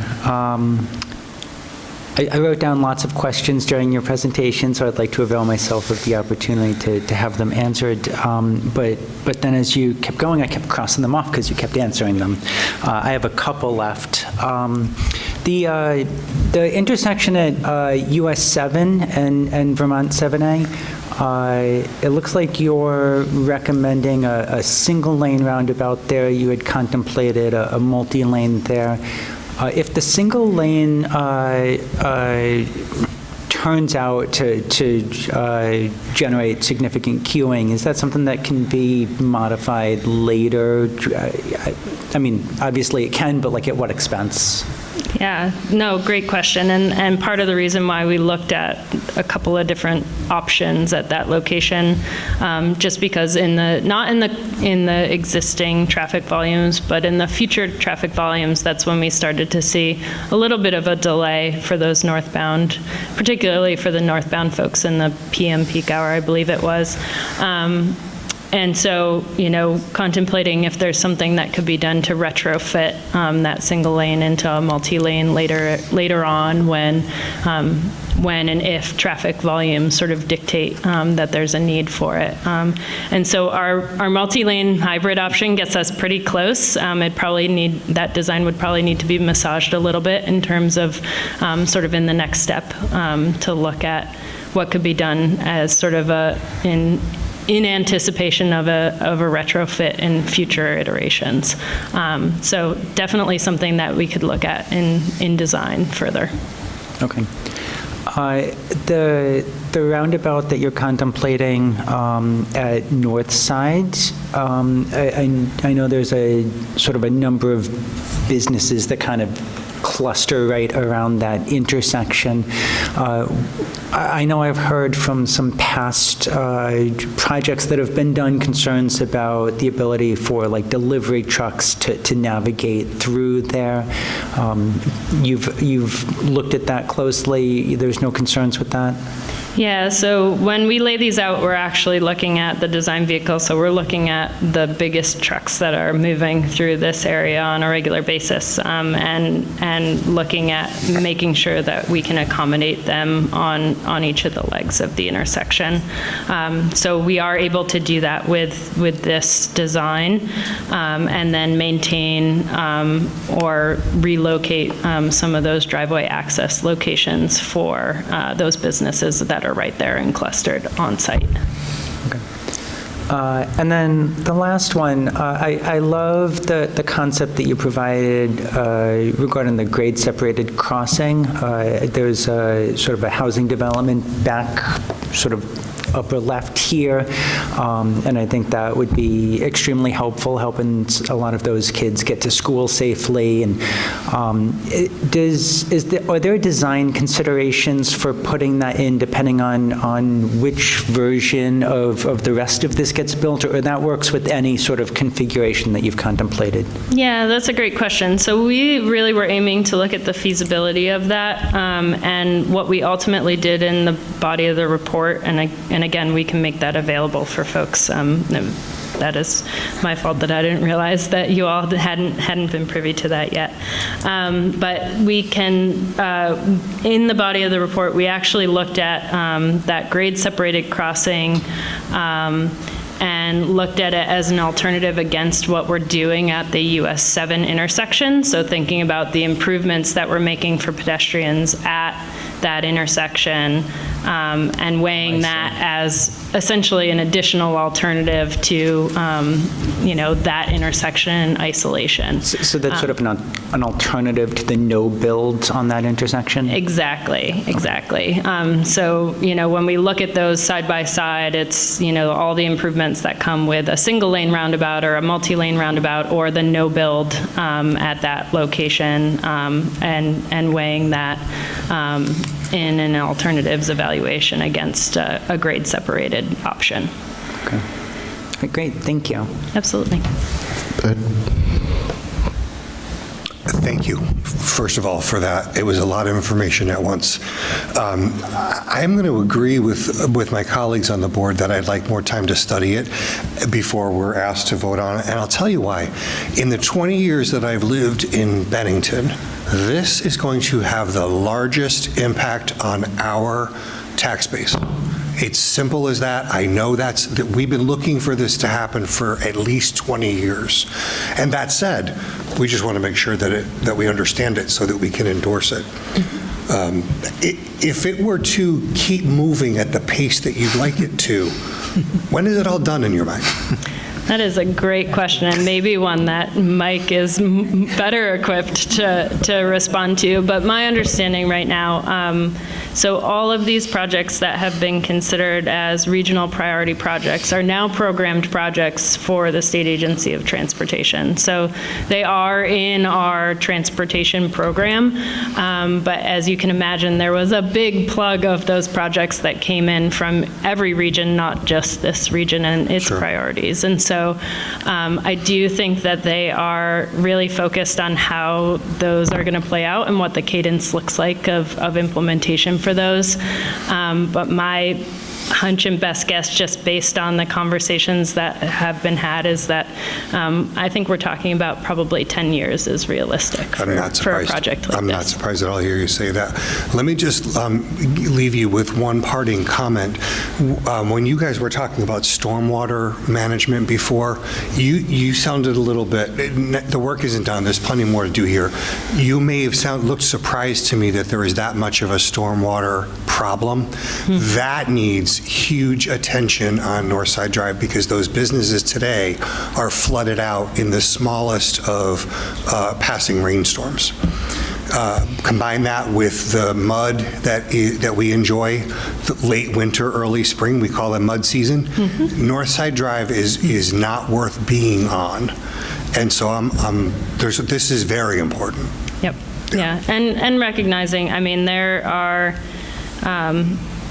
there is some stormwater infrastructure out there today, and we've taken that into account and taken into account, relocation in terms of the cost estimate, but recognizing that there's further need than we even recognized in that.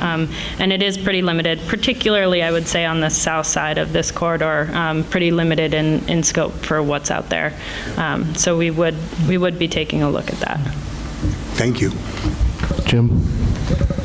Thanks. And with apologies, because I'm a lot more comfortable with this than my fellow board members, because I spent many years studying these various intersections, roadway corridors, and all of those previous studies that you had up in the earlier slide. So I understand that it's a lot to take in.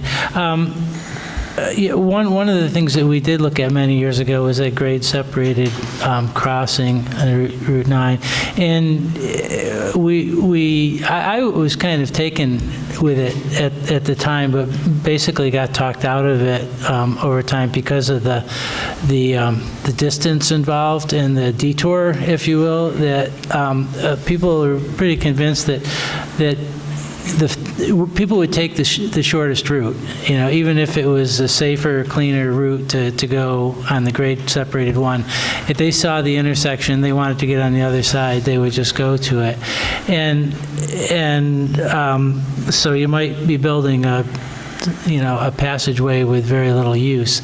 And the thing that I like about this plan, specifically the Route 7 intersection with the roundabout, is that it really, addresses that concern further, as it makes that crossing of Route 7 a whole lot safer without going way out of the way to make the crossing.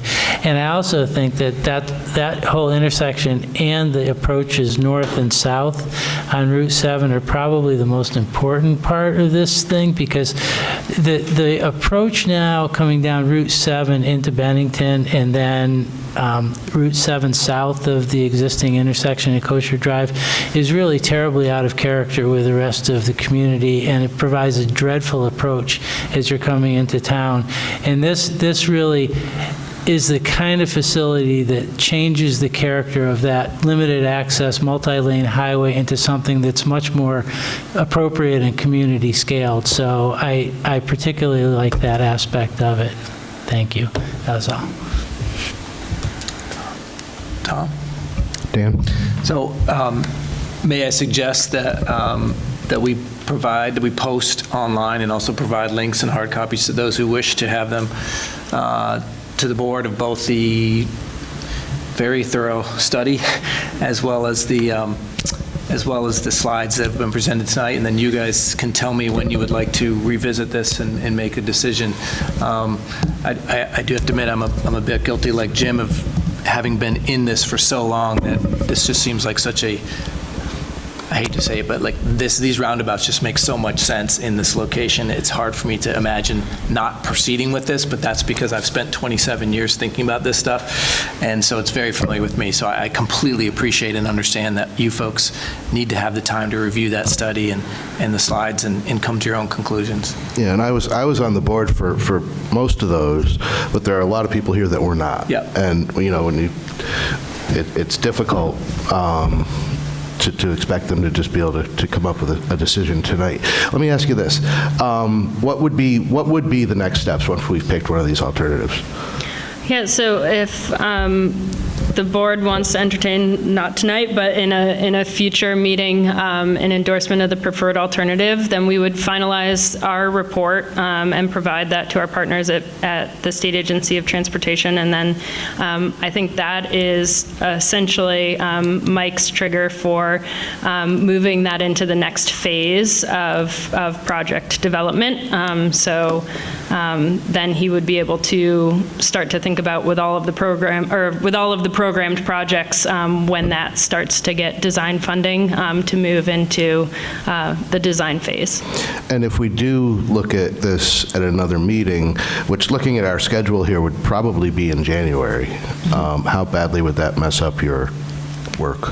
I mean, we would love to have your endorsement on a preferred alternative to be able to do exactly that and to trigger that so that Mike can progress the project forward in the program projects and get it in the queue with all of the other projects. So, certainly if the January timeframe is when it needs to happen, we're happy to come back and have that conversation.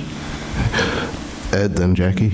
I just want to follow up my comment by saying that I am going to be very supportive once I understand this. I don't want to hold this up. That's not, my intention wasn't to hold this up.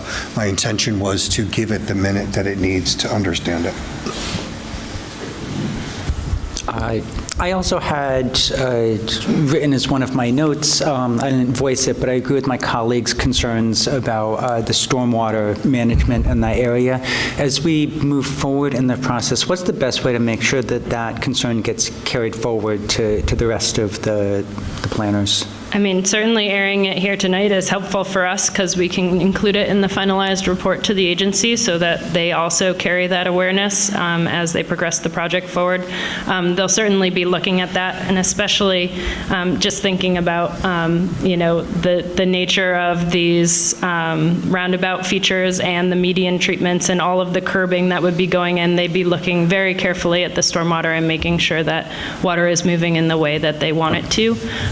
But we can definitely highlight that as part of our final report. So daylighting it now is very helpful to us. Clark. So, correct me if I misunderstood your comment about this is a project that will begin in 10 years or completed in 10 years. That again is a great question, and I am not the keeper of the timeframes on these projects, unfortunately. But our partners at VTrans are working really hard with all of these regional priority projects to program them and start to make progress on design and work towards construction on all of the regional priority projects. Let me just jump in on that one, Clark. Just based on experience and knowing that it takes 10 years to build a bike path these days, from the time that you finish a scoping study, if you got this thing built in 10 years, it would be a miracle. Okay, that's good.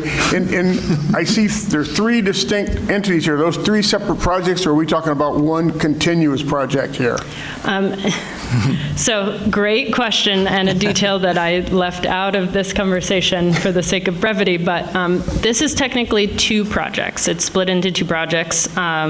So the way that it would be tracked through the state's process is two separate projects, but we recognize the opportunity for coordinating them and coordinating them moving forward in terms of efficiencies. So the US 7 intersection is its own project with its own project name, and then the Northside Drive and Orchard and Hicks intersections with 7A fall under a separate project name and number, but that's not to say that we can't continue to coordinate and think about what the implementation looks like. Certainly some efficiencies to be gained to work towards implementation together. Okay. So I guess my other thing is like Mr. Monk's suggestion, we're going to definitely make sure the public can access this stuff to look at it and give ourselves a good amount of feedback. And for those listening out there, please look at this and let us know what you're thinking.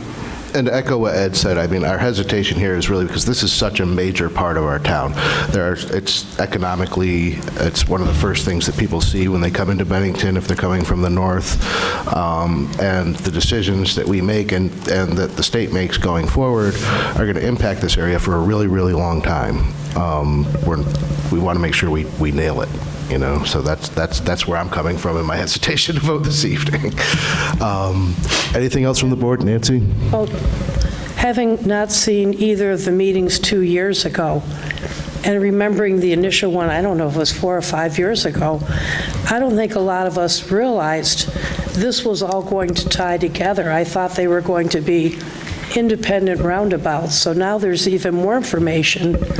People have to look and see how they're going to tie together. And if we're talking 10 years before we started, I mean, who knows what the cost would be then? And I just wish this is something we could look at roundabout by roundabout rather than committing to the entire project at some point.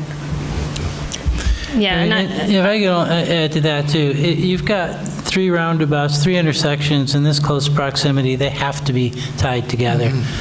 It makes no sense at all to deal with them one by one because the traffic flow between them are so interconnected. All right, I'll take, Mary, you've been waving at me for a while. Come on up.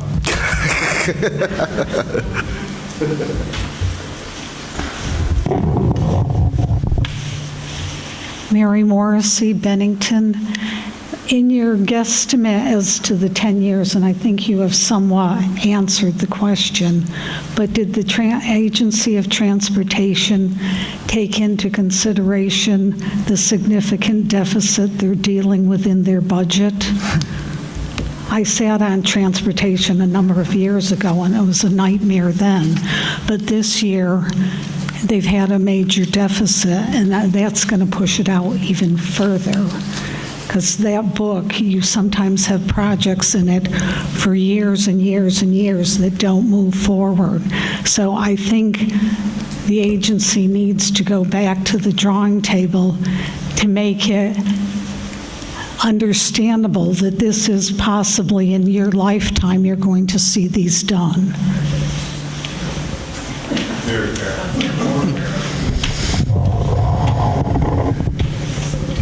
Anything else from the public? Will?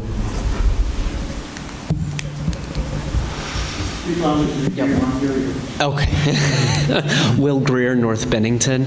My question about it for why it's 2 projects, is that because there will be different funding streams, considering that I'm assuming there's a different federal match or state match that would come for that? And I'm curious if you do have an estimate on the cost. I stepped out for a minute, so I didn't hear anything about that. Yeah, great question. So in terms of the cost for the preferred alternative, I believe we landed at $8.9 million in today's dollars. We did take a look at, with our partners at VTrans and sort of what they're doing right now in terms of best practice to inflate those costs to future dollars. So we did account for a 10-year time horizon and land at a closer price point to $15 million. And just recognizing that our construction costs are inflating pretty rapidly, and so accounting for that. And we did account for that 10-year time horizon in that exercise.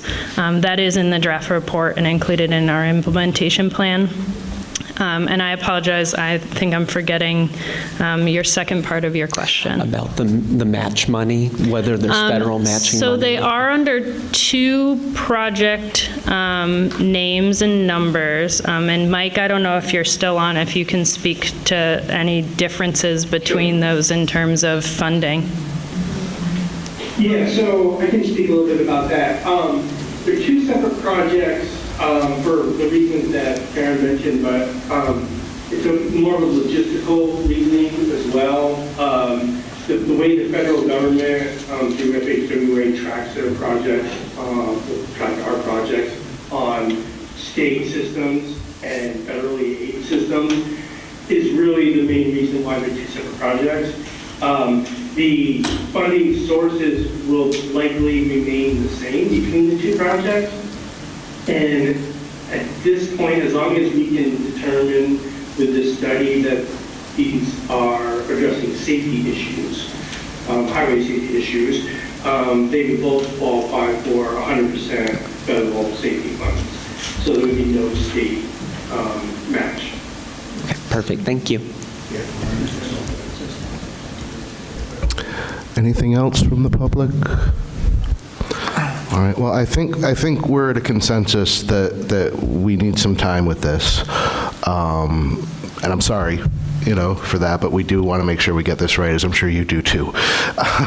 So I think we'll have to leave it there with thank you very much, and we'll be in touch as soon as humanly possible once we've had a chance to read everything over. Absolutely. And I very much appreciate the time this evening. I will leave my information up there in case folks have further questions. And then we'll look to finalize the scoping report once we get back with this body and understand how you want to proceed forward with a preferred alternative. Thank you very much. Thank you. Thanks, Karen. Thank you. Thank you.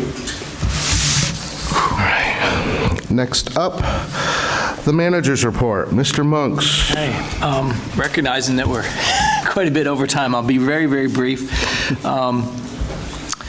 Just wanted to give a heads up on a couple of things that are happening. A reminder, perhaps to many folks, that the construction continues at the Bradford Mill on 757 Main Street, and obviously construction has commenced and is continuing at 650 Main Street in the Ben High project. The Bradford Mill project, since we haven't really talked about that one much, consists of 34 new apartments, and that's well underway, so very exciting to see that happen. I just also can report that permitting and design work on the redevelopment of the Everett Estate / SVC property is proceeding, and the Energizer property, that's Gage and Scott Streets, remains under contract for sale with a projected closing hopefully in January based on the discussions we've had. So that's all good news for us as far as redevelopment projects here in town. Just a reminder, overnight parking ban commenced on November 15th and will remain in place until April 15th. So I'm sure we'll give some warnings, but we are getting close to that time when we need those streets clear for our plows. Just a note that we're in the midst of our FY27 budget preparation schedule at the staff level, and a reminder to all agencies that will be on the ballot and included in the budget that they need to get all of their information in by no later than December 1st, 2025, and we have sent out several reminders, but we still have some folks that we haven't heard from. Finally, last chance, if you would like to be considered for the planning director position, we're leaving those applications open until December 1st. So hopefully, I know we have several already, but love to get, always helpful to get more.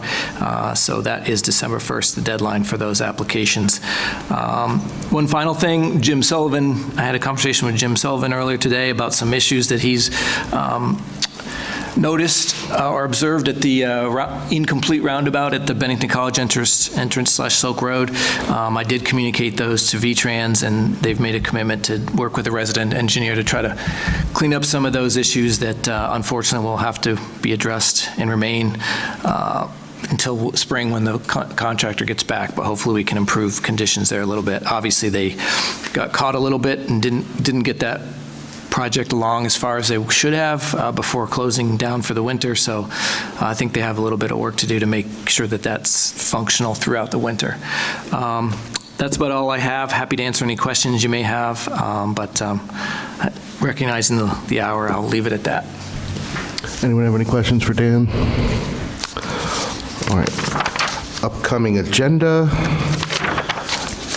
December 8th, I have the Y. Yes.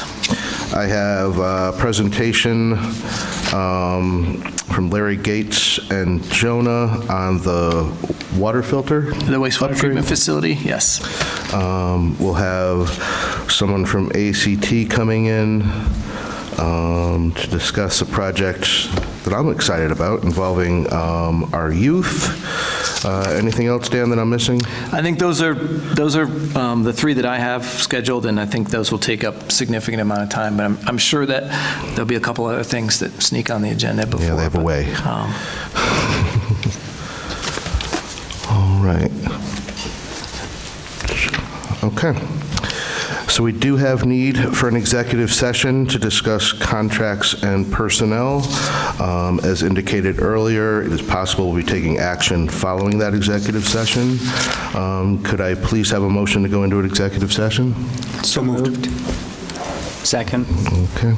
All in favor, please say aye. Aye. Any opposed? Good night, everybody. Thank you, everybody. Happy Unless we see you on the other side. I will adjourn us Happy to for... see all the young people here. We'll take a 5-minute recess.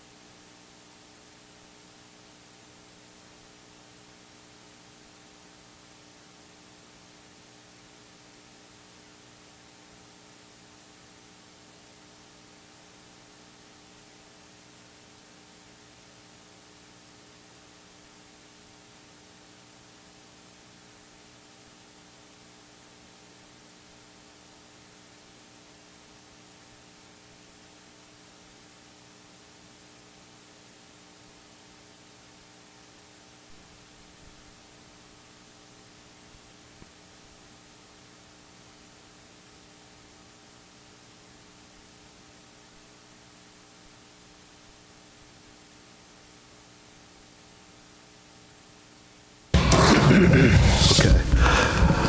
For the purpose of the public, I think we should vote to exit executive session again, just to be... I move to exit executive session. Second. All right. All in favor? Aye. Opposed? All right, thank you. So the matter before us is the approval of the contract between the town of Bennington and Dan Monks, appointing him as the employment agreement, appointing him as town manager, and the terms under which he will serve. Could I have a motion? So moved. In a second. So, and I just, if we have a motion in a second, I just wanted to point out that as part of the motion, I think we should include the fact that the agreement needs to be renumbered. Yeah, there is no number 5. There's no number 5. So it should be numbered consecutively. Dan, what'd you do with number 5? 1 through 14, instead of 1 through 15, missing number 5. All right. So that's just a clarification to the motion to approve. He's right. All right. What he said. All right. All those in favor, please signify by saying aye. Aye. Opposed? No. Motion is passed. I will sign. Congratulations. Congratulations, Mr. Monks. Motion to adjourn.